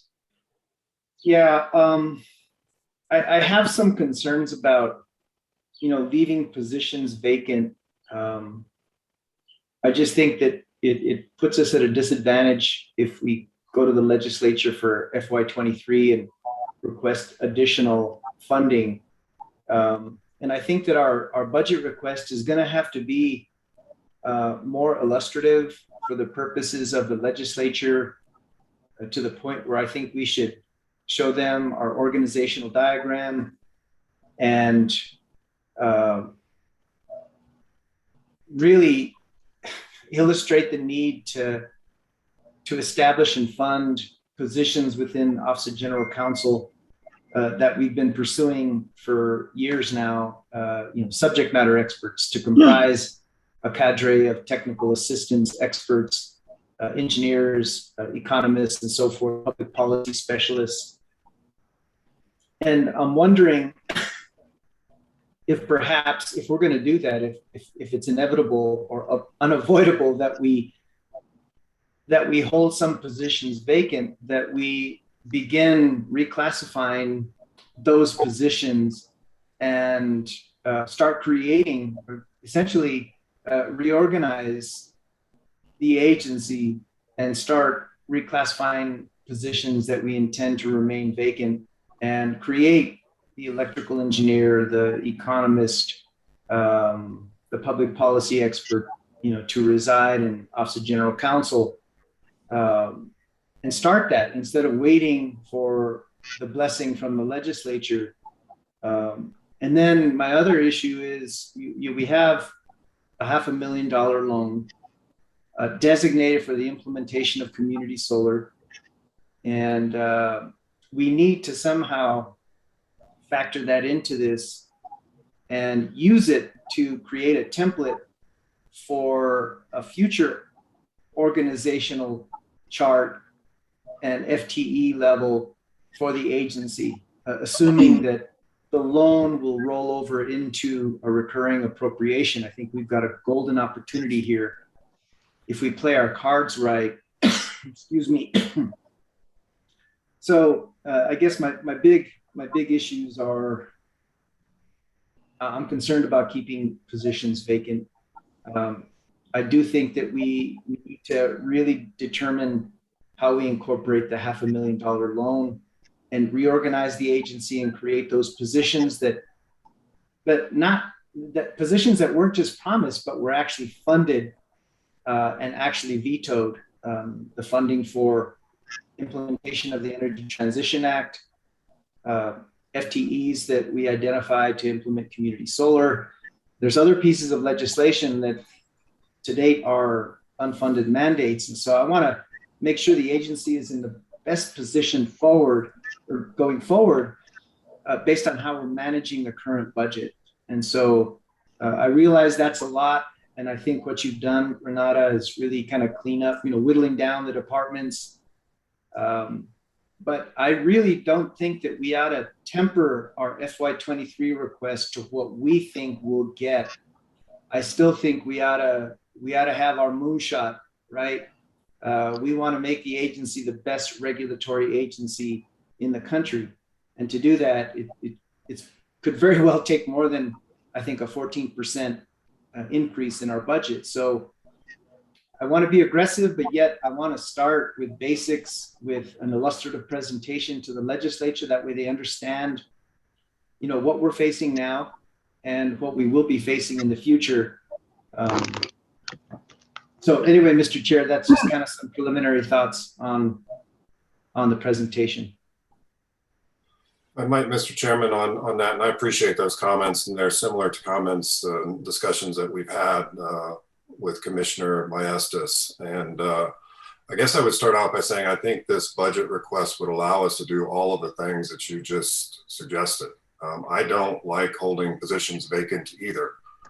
But the fact is, if we don't have budget for those positions, we can send them over to SPO and we can send them over to DFA and say we want to fill them, and they're going to say no. And the hard truth is, for FY22, it is unlikely we will have the budget to fill those positions. Some of them may become November or December of this year. I'm hopeful that we will have the budget to fill them, but we can't fill them without an appropriated budget to do so. And that's frustrating for me, and I know it's frustrating for the commission, frustrating for the rest of staff and division directors, but that's a situation we find ourselves in for FY22 at least. But I do think that the budget that Renata just reviewed would fund those positions so that next fiscal year we could fill them. We could do some of the reclassifications and reorganizations that you're suggesting, Commissioner Maestas. I think, in addition to asking for the loan, as we mentioned, we may already have to ask for a supplemental for this fiscal year. Supplementals that's a tough hill to climb. The legislature doesn't like giving supplemental appropriations, but I think we can make a good case that the legislature, as Annette pointed out, woefully underfunded the agency for this fiscal year. I will also say that for the first time since I've been doing this, and I've been doing it for almost 17 years, every year, whether it's a Republican governor or a Democratic governor, the instruction to state agencies has been to submit a flat budget. It doesn't matter if the state has a lot of money or a little money. I cannot recall a year where the instructions from the executive to their executive agencies wasn't, you must submit a flat budget. This year, for the first time again that I've ever seen, the instruction from the executive to state agencies is ask for what you need. And I think the legislature is also wanting agencies to ask for what they need. And this does, so Mr. Chairman and Commissioners and Commissioner Maestas, this does give us that golden opportunity that you talked about to ask for what we need. We may not get it all. We do know that the legislature's priorities, at least some of their priorities for the upcoming session, are salaries for state employees. I think they are going to come with especially compared to what we've seen over the last 10 years, I think they're going to come with an aggressive salary package for state employees. Based on some very preliminary discussions with LFC staff, I think they would entertain us requesting increases above and beyond that base level to fill some of the positions that you mentioned, Commissioner Myasis, that we've had trouble filling in the past, the technical positions, specialized positions. So I think that is an opportunity for us to look at that as well. So I do, a 12-13% increase, requested increase is going to look big to the legislature.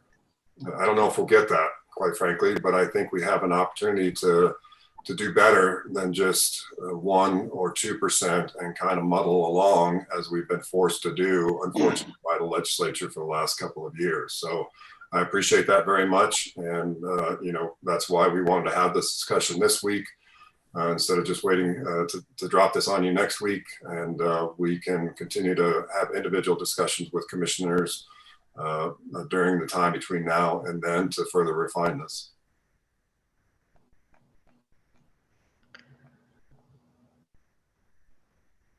Other commissioners? Just to finish, I think we shared a needs presentation that we made as a part of the FY22 budget request, and I'm adamant that we continue pressing forward with requesting those FTEs that were vetoed. There were 5 FTEs. 4 were for implementation of the Energy Transition Act, and 1 was in the Transportation Division, a state investigator position. These were funded or authorized, but vetoed, and it was about $466,000. And the 4 for implementing the Energy Transition Act was an economist in public utilities, senior economist, an economist, actually 3 economists, and 1 engineer. And so I just, sometimes I think history is relevant going forward. And I don't think we should let that go. We need to be made whole. And since the passage of the ETA, there's been other pieces of legislation that represent fiscal impacts to the agency. And we need to really be as forceful as we can. I don't know if you can be a forceful beggar, but I think we should do all we can in the way of working with the LFC and the appropriators within the legislature and launch a charm offensive before the sausage making starts. So I'm going to keep bringing that up. That veto really hurt us quite a bit, and I just think that we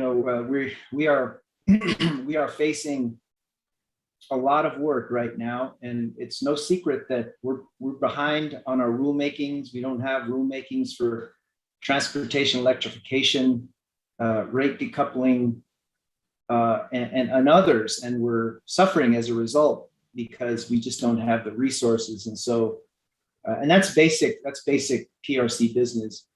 So we need to do all we can to try and compromise. We don't want to get kicked out of the room when we make a request for FY23. We want to be taken seriously, but I think it's just going to take quite a sustained effort, throughout the remainder of the year leading up to the legislative session.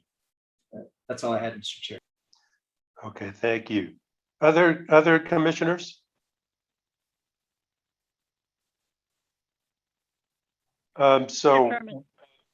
Yeah, go ahead, Commissioner Vicente Aguilar. There was,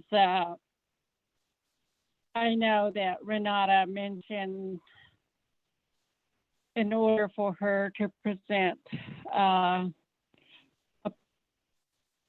the budget, she needed to adjust the organizational structure. And Commissioner Maestas also talked about reorganizing the agency. Can someone chime in and let me know whether this is something that they are looking at down the road? are we gonna reorganize the agency? Is that what I'm hearing? So that's my question. Thank you. Mr. Chair, commissioners, I actually took those 33 departments and I just aligned them. So I didn't change the organization per se. I can give an example. So like pipeline safety, currently they have 1, 2, 3, 4, 5, 6, 7, 8 department codes. I just brought it down to 1, but it's still pipeline safety. So I didn't necessarily reorganize, but I just kind of condensed down department codes. The only reorg was moving legal from policy and regulation to program support under the chief of staff as the legal for the agency. That was all. Thank you, Renata.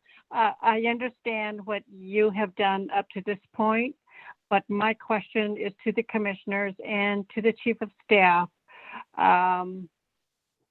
Is reorganizational structure a more benefit for the agency looking forward in the near future?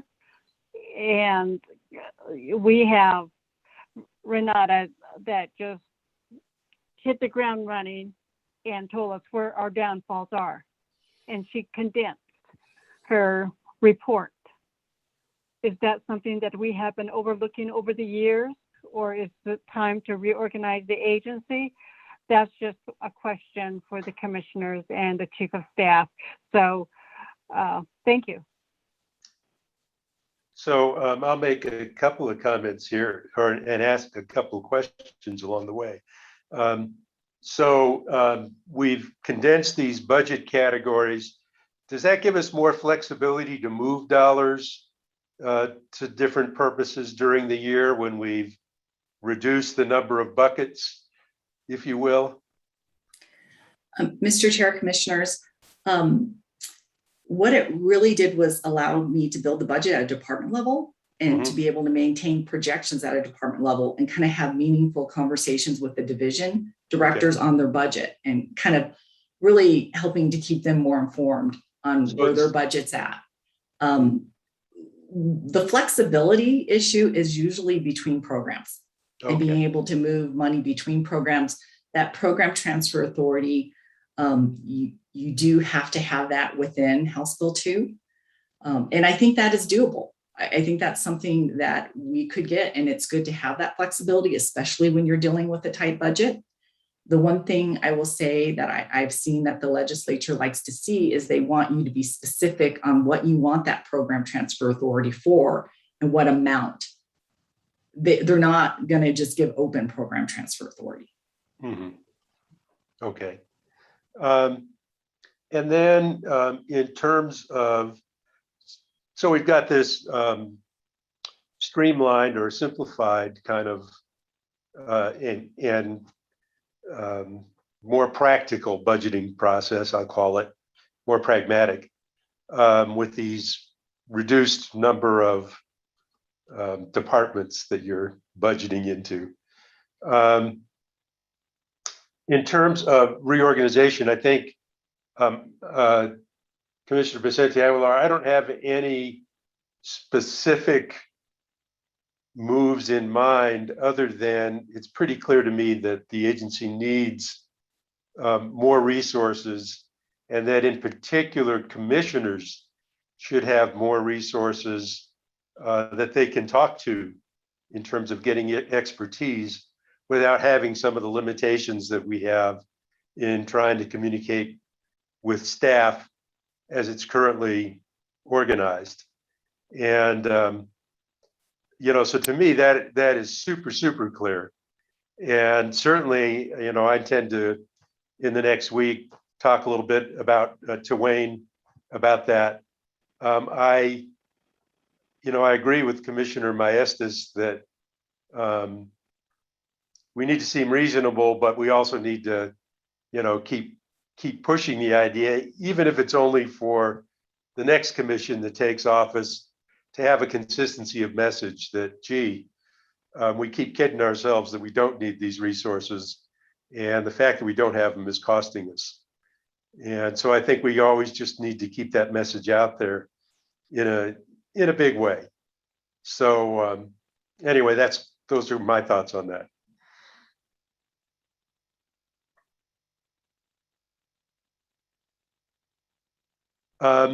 Any other comments from commissioners at this point or thoughts? So Wayne, I'd encourage you to be ready for individual consults with commissioners before next week and see where it goes.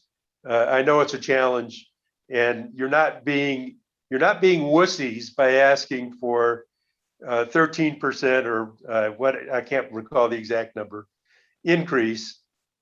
Mr. Chair, members of the commission, the general fund is 14.8%. Okay. The overall 15. agency increase is 12.8. Okay, 12.8, 13. But again, we just need to keep putting the needs out there, even if it's just to help with the next commission. I suspect that when the appointed folks come in, there'll be a lot more openness to increasing the budget. At least I hope that's the case. When the governor feels like she perhaps has more influence about what happens at the agency. So just food for thought. Thank you, Mr. Chairman. I appreciate that, and we look forward to those individual conversations. Okay. So next on the agenda, we've got, Ryan, update regarding Consumer Relations Division.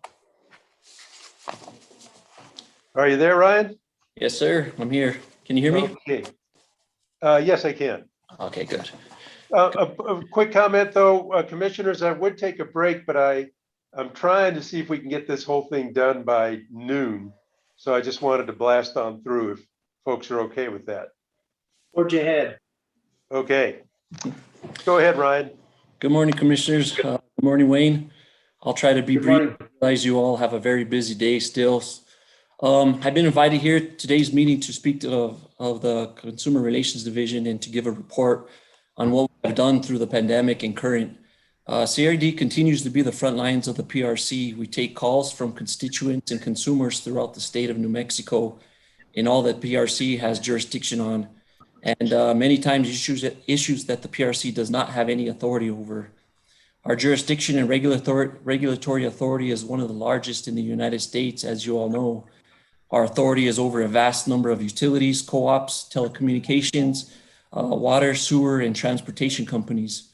There are companies and utilities, of course, that we do not have jurisdiction over, but we do have contacts for some of these utilities and companies so that we can communicate these complaints in hopes of a resolution to the issue.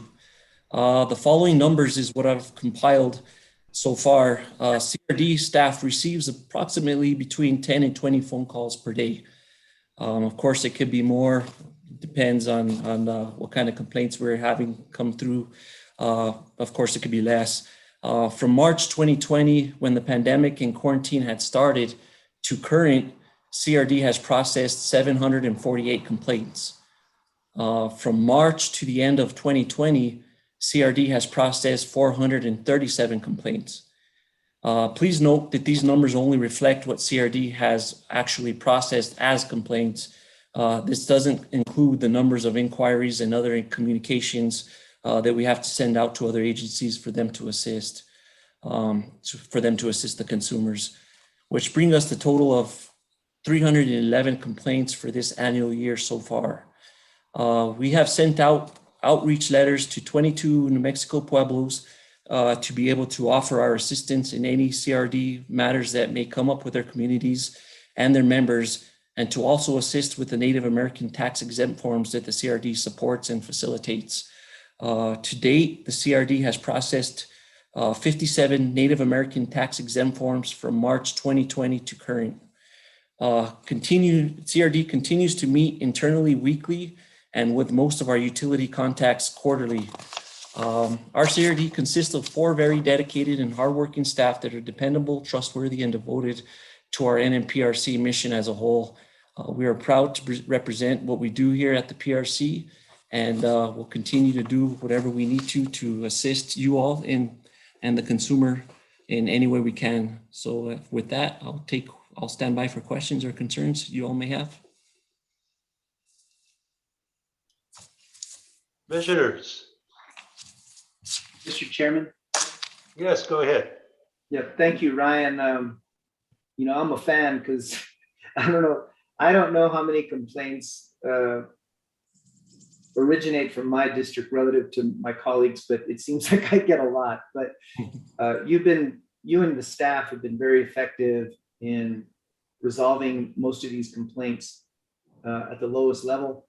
And so I think it's really important as an elected official to be responsive to consumer complaints and to ensure that they get resolved at the lowest level, because if that doesn't happen, these get added to our docket, and it's hard to estimate how many complaints may elevate and get docketed, and of course that takes even more staff time and commission time. So this is I think it's a very successful program. It's just amazing that we only have 4 staff doing this, but I realize it's a Herculean effort. So I thank everyone in consumer relations, because I've been very satisfied with the way complaints have been handled. I guess I'm going to end with a question. Ryan, do you know, excuse me, how many complaints have elevated to the formal level that actually get docketed? Is it under 5%? Do you guys track that as a metric? Because I think you should. And it should be a legislative metric as well. Do you have an idea? With all the complaints that come through here, Commissioner, and you know, with the number of complaints that we get, it has to be, you know, less than 5% that may go formal. And even if they do go formal, it doesn't mean that we didn't do what we were supposed to on our end, or the utility didn't do what they were supposed to on their end. It just means that, you know, sometimes it means the consumer didn't agree with what our findings were, and so they wanted to go ahead and move forward with the formal escalation process. So, you know, it has to be less than 5% for sure, though. You know, one thing I just suggest is that, you know, Ryan, you work with, you know, established liaisons for all the utilities that you interact with regarding a complaint. Maybe an end of year, you know, meeting just to go over like the nature of the complaints and emphasize the need for them to be responsive. In other words, kind of a 360-degree, you know, kind of process where you maintain that good rapport with all those liaisons that you work with to resolve these complaints. I realize you probably already do, but it'd be good to have maybe more continuous communication, and with the ultimate goal is to really reduce the time taken to resolve these. So anyway, thank you for everything that you do. I know you have very good relationships. Otherwise, these complaints wouldn't be resolved like they have been. So anyway, I appreciate you. Thank you, and thank you for your service to the agency. Thank you, sir. And we do, just on that, Commissioner, we do meet with most of our utility contacts quarterly. And, you know, of course, if there's a concern there that we do see that there's some kind of outage or some kind of issue that we are receiving, you know, some complaints or more than normal complaints, we'll go ahead and touch base with our contacts immediately and address those issues and advise them that we are, you know, expediting issues to them, and we do want expedited review and response to us. And they've been very good and proactive in doing that for us. Thank you. Thank you, Commissioner. That's all I had. Okay, thank you. Mr. Chairman. Yes, go ahead, Commissioner Vicente Aguilar. Yes. It's almost lunchtime. Hello, Ryan. Hello, Commissioner. Yes, I called the chief of staff if they can put you on the agenda, and because we have not heard from you in a long time, and I know that you have been in that position for a long time as well. I have not heard any complaints about your division. I think you are operating very well, but we wanted to let you know how grateful we are with the work that you do. You cannot do it alone. You have staff members, but I just wanted to applaud you. That was the reason that I wanted to hear your voice. You're part of the organization.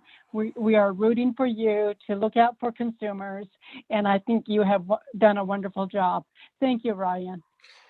Thank you, Commissioner. We really do take pride in assisting everyone that we do here, that we can, and it means a lot coming from you all in the job that we're doing here. Thank you very much. And I will chime in that Ryan, whenever I send something to you, it's just instantaneous response and thorough, and I really appreciate it. So. Thank you, Mr. Chair. Appreciate you. Thank you. Okay. Any other commissioner comments? Yeah, Mr. Chair, can you hear me? Yeah, go ahead, Commissioner Byrd. I just FYI, when Renata started talking about having problems with her Zoom, I did too, got kicked off. I can't even get back on, so I had to call in. So I'm on my phone now. But anyway, to the point at hand here, I dittos what my colleagues just said about you, Ryan, and your department. You guys do a great job. You know, as normal, you're the overworked, underpaid state agency guys, and we know you do more than really your job duty requires, in my opinion, and I appreciate that. And anytime, and so to that point, to our chief of staff, if there's any way to find a way to accommodate these fellas in this department, please do so. They've certainly earned it, and we appreciate it. Thank you, Commissioner. Thank you for your support. We appreciate you also. Yes, sir. Anytime. Thank you. Okay. With that, I believe we are on to consent action items. Mr. Chairman, Yes. I move to approve the consent action items as presented in the agenda. Second. Any commissioner comments? Mike, please take the roll. Commissioners, this is a vote on. Mike, are you going to read the consent items? He always does. Yes, that's what I was just leading into. Okay. This is a vote. This is a vote on cases 21-00183 TRM in the matter of the application of Sunset Transportation LLC for a certificate to provide municipal taxi cab service. This is a potential order regarding application for certificate. Utility matters are case 21-00046 UT in the matter of Southwestern Public Service Company's request for suspension of its fuel and purchase power cost adjustment clause, establishment of a regulatory asset, approval of a surcharge, and a true-up mechanism. This is a potential order regarding motion for protective order. Case 21-00186 UT in the matter of Southwestern Public Service Company's submittal of energy efficiency potential study pursuant to final order in case 19-00140 UT and corresponding request for approval. This is a potential order regarding suspension of advice notice and assignment of hearing examiner. Case 21-00188 UT in the matter of the joint application of AV Water Company LLC and New Mexico Water Service Company for the several approvals and authorizations required in connection with the acquisition of AV Water Company LLC's assets by New Mexico Water Service Company and application by New Mexico Water Service Company for approval to operate certain water utility facilities. This is a potential order appointing hearing examiner for expedited proceeding. And finally, case 21-00200 UT in the matter of Southwestern Public Service Company's application to 1, amend its certificates of public convenience and necessity to convert Harrington Generation Station from coal to natural gas. 2, for authorization to accrue allowance for funds used in construction. And 3, for other associated relief. This is a potential order regarding assignment of hearing examiner. I'll take the roll. Commissioner Vicente Aguilar. Aye. Commissioner Maestas. Aye. Commissioner Byrd. Aye. And Commissioner Fishman. Aye. Commissioners, the consent action items are approved by a vote of 4-0.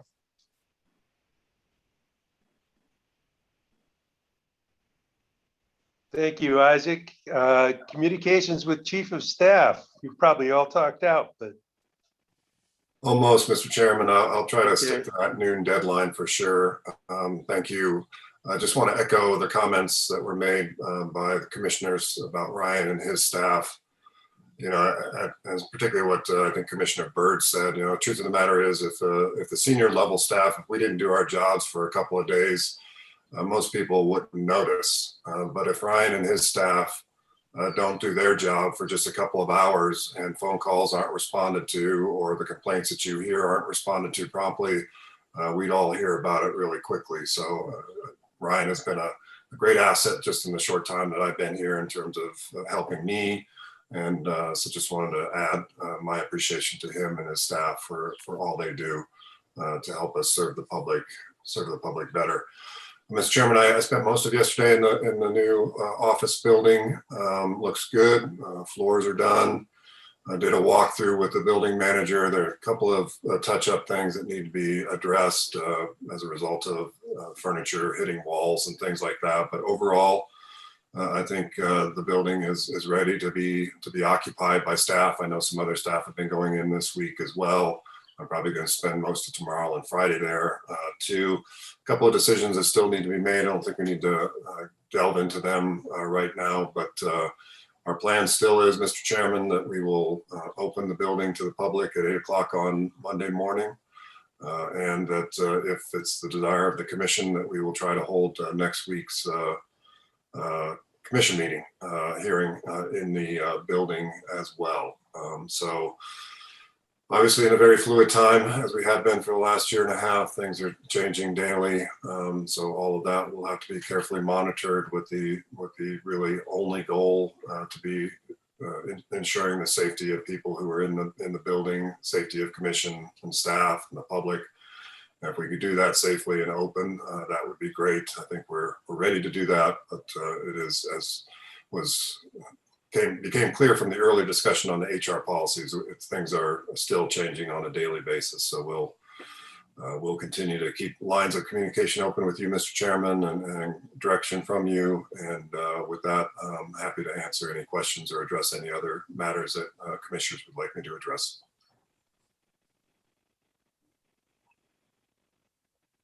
okay, we're on to communications with General Counsel. Mr.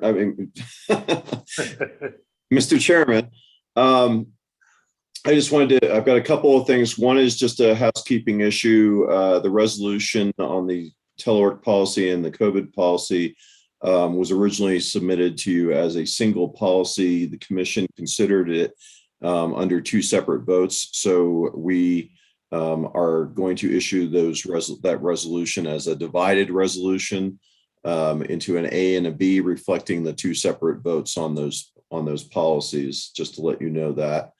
And the issue that was just raised about whether to have the public meeting in person next week, I think is something that the commission should probably consider now. In terms of preparing whether that's something the commission wants to do. And also Judy would like to address the commission with some possible resources available from NARUC that she's identified in terms of technical support. Judy? Yes, Mr. Chair, members of the commission, I received an email, and perhaps you did too. It was from NARUC's Center for Partnerships and Innovations, News and Updates. And something that caught my eye was technical assistance to state public utility commissions. Applications are opening yesterday and they're due by September 28th.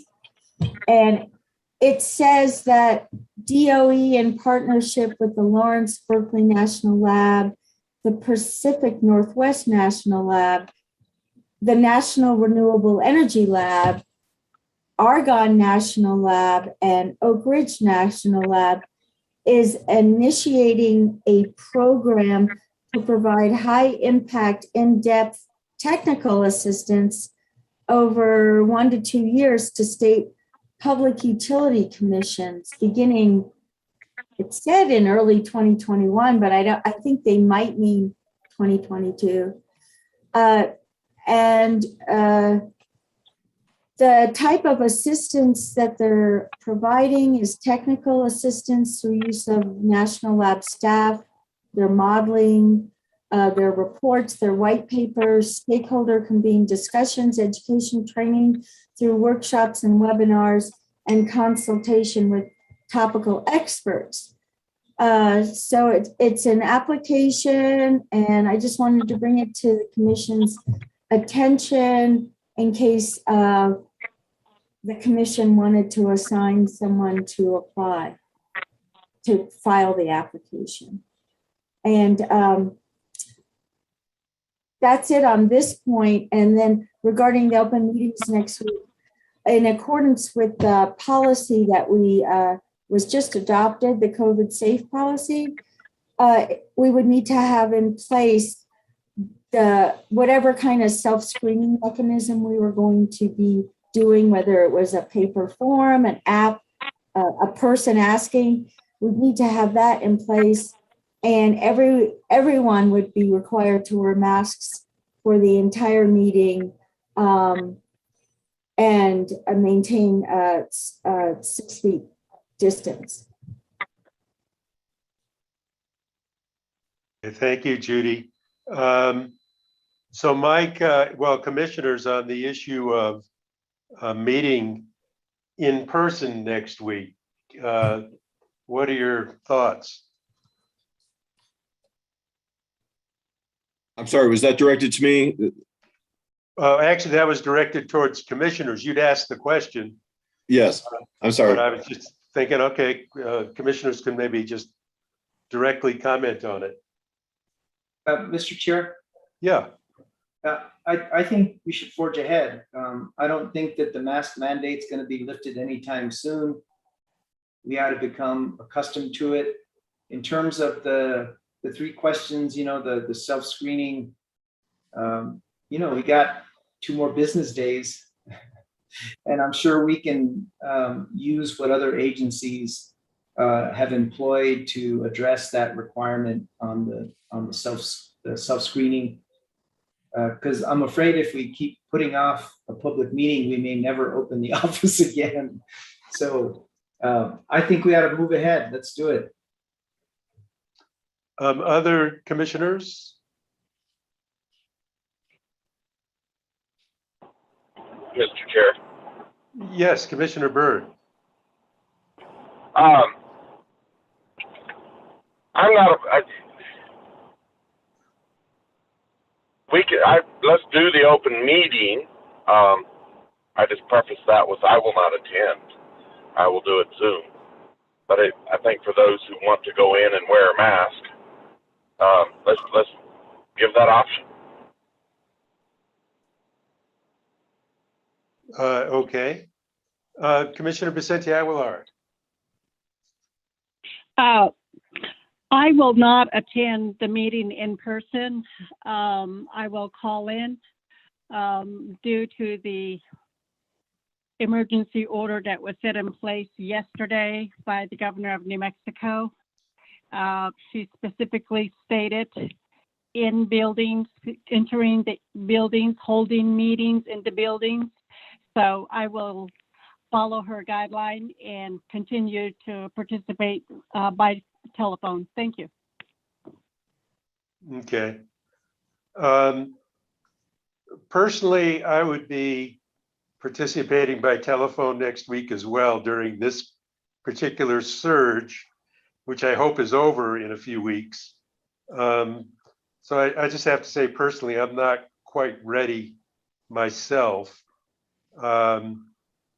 I would, like to leave it open for hopefully within a few weeks we can do that. When this surge has flattened or starts to show signs of going down. So it might be, with 3 commissioners saying that we're not going to be there, it might be better to leave it remote for next week and just keep our eyes open so that we can jump in as quickly as possible. I agree with Commissioner Mastis that we don't want this to go on forever. But maybe it's 2 or 3 weeks down the road before we're ready to do it. Any other thoughts on that? Okay, so it sounds like we're okay going that direction. And Judy, I know that probably Joe and I will be getting with you and talking more about the NARUC support and starting to give some thought to, okay, how can we take advantage of this in a way that doesn't interfere with what we've already got going? So we'll definitely be checking in with you. Okay, anything more from General Counsel? I think that's it. Thank you, Mike. Communications with commissioners. Mr. Chairman? Yes, go ahead, Commissioner Vicente Aguilar. Yes, I would like to get feedback from my colleagues regarding a conference that we have planned for November the 1st and November the 2nd. It is called Connecting New Mexico on Broadband through Collaboration. I have a team of probably 9 to 10 people we all have been planning for this conference since our first meeting, which was late March 2021. We held meetings every month for 1 hour, and we're at a point where we have we secured a meeting place, which is at La Fonda at no cost. The only thing they're going to charge us is for video equipment and any IT equipment, and that is under $500. Since the Governor Michelle Lujan Grisham has ordered a new emergency order as of yesterday, I've been thinking, should we go ahead and continue to hold this conference? Or, if my colleagues say that, let's go ahead and cancel it, and then we can plan it again for next year or as soon as the emergency order has been lifted, because we've been asking keynote speakers from out of state. We wanted to kick off the event with legislative roundtable on broadband initiatives and invite all the legislatures that have been key and have been very proactive as far as getting services out in, to the small communities of New Mexico. The conference that we have planned so far would be held at La Fonda. They are giving us, they are providing good hotel rates for participants, those individuals that are coming out of outside of Santa Fe. So that's where we are. We have pretty much filled in every hour for the conference for variety of speakers. Eugene Evans and Michael Ripperger, they've been by my side, advising me what's going to work, what's not going to work.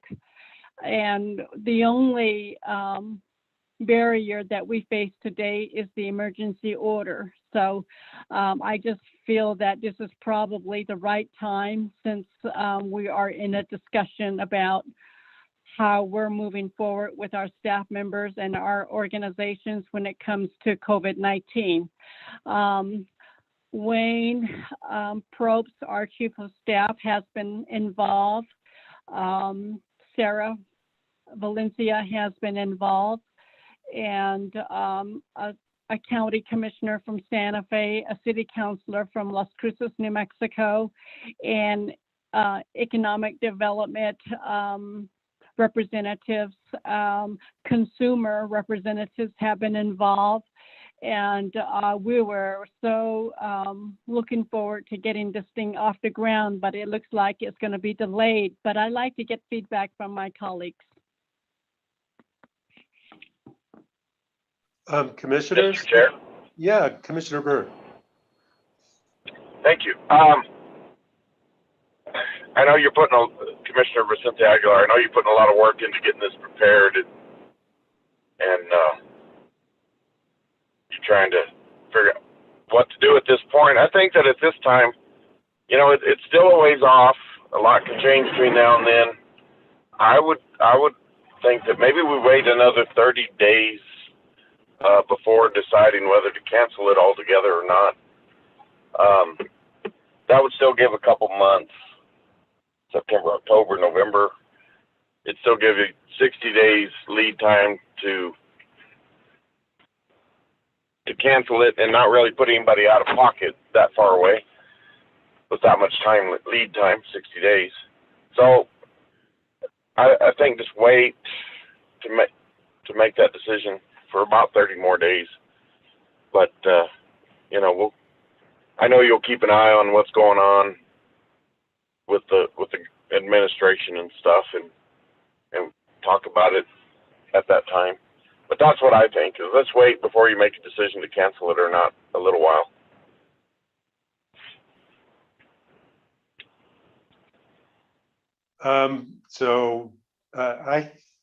What was the date that this is scheduled for? It's for November the 1st and November the 2nd of this year. It's Okay. on a Monday evening. We start off the event with a reception at La Fonda, and they're allowing us to utilize a conference room upstairs for the reception with no fee at all. And then the following day, they're allowing us to hold the conference the whole day with no fee at all. The only thing they're charging us is for the video equipment. Compared to Santa Fe Convention Center, they were looking at $1,200 to utilize the convention center, and they were going to charge us $1,200 to utilize their video equipment, which is going over $2,500. And I told my assistant Jennifer Baca to go ahead and cancel that and to go with La Fonda. Okay. I agree with Commissioner Byrd. Let's give this a few weeks, 30 days, see what's happening. And it might be a little bit short notice, but things are so volatile right now that if you cancel now, you may end up regretting it in a couple of weeks. So I think Commissioner Byrd has made a good suggestion. Mr. Chairman, what we have planned so far is that every commissioner is going to be involved in this conference. You're going to kick off the conference as the chairperson to welcome everybody. And then we leap into the keynote speaker. After that, we have another individual that is still pending to confirm to speak. And about 10 a.m., we go into the legislative roundtable. And I anticipate that every commissioner is going to be part of the roundtable so they can ask questions at that time. So all the commissioners will be invited the whole day. And, you know, just like we did 2 years ago, we will give you details after September the 30th to see if we are still going to hold this event. Thank you, Mr. Chair. Okay, thank you. Sounds like a lot of great planning going on there. So I'm looking forward to it. Other communications with commissioners? Mr. Chair, Yeah, Commissioner Maestas. since we're on the topic of upcoming conferences, I just got an email from Jeanette Walter with Center for Public Utilities, and apparently they are going to go forward with the Current Issues 2021 conference scheduled for August 29th through September 1st here in Santa Fe at the El Dorado Hotel. So I just wanted to remind my colleagues, make sure and register. I think the deadline to register is August 31st. We're on the honorary planning committee. So anyway, that conference is going to go forward. And my last comment is today we're being visited by the Energy Secretary Granholm to focus on renewable energy projects. And I don't know if our staff has any rapport with Senator Heinrich's staff, but I think it would have been great as a courtesy to be invited maybe to one of those events with Senator Granholm, since the topic is germane to what we do. I mean, I realize we're lame ducks, but we're not dead ducks. So if the opportunity arises, and I'll do the same just to let them know, hey, let's communicate on these events. It's really important. We have a lot going on in the state, and I think the PRC plays a vital role. I mean, we're tasked with implementing all these great laws that have been passed, Energy Transition Act and others. So it just needs to be a two-way street. So anyway, that's all I had, Mr. Chair. Thank you. Good point. I do have one comment, and Commissioner Byrd, don't get impatient, but we will be your former colleagues in less than 18 months. So hang on. Oh, man. I couldn't resist.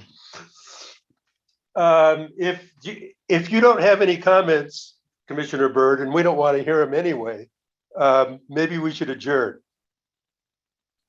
I'm trying to honor your news. Okay. We are adjourned. See ya. See you guys. Take care, guys. Bye.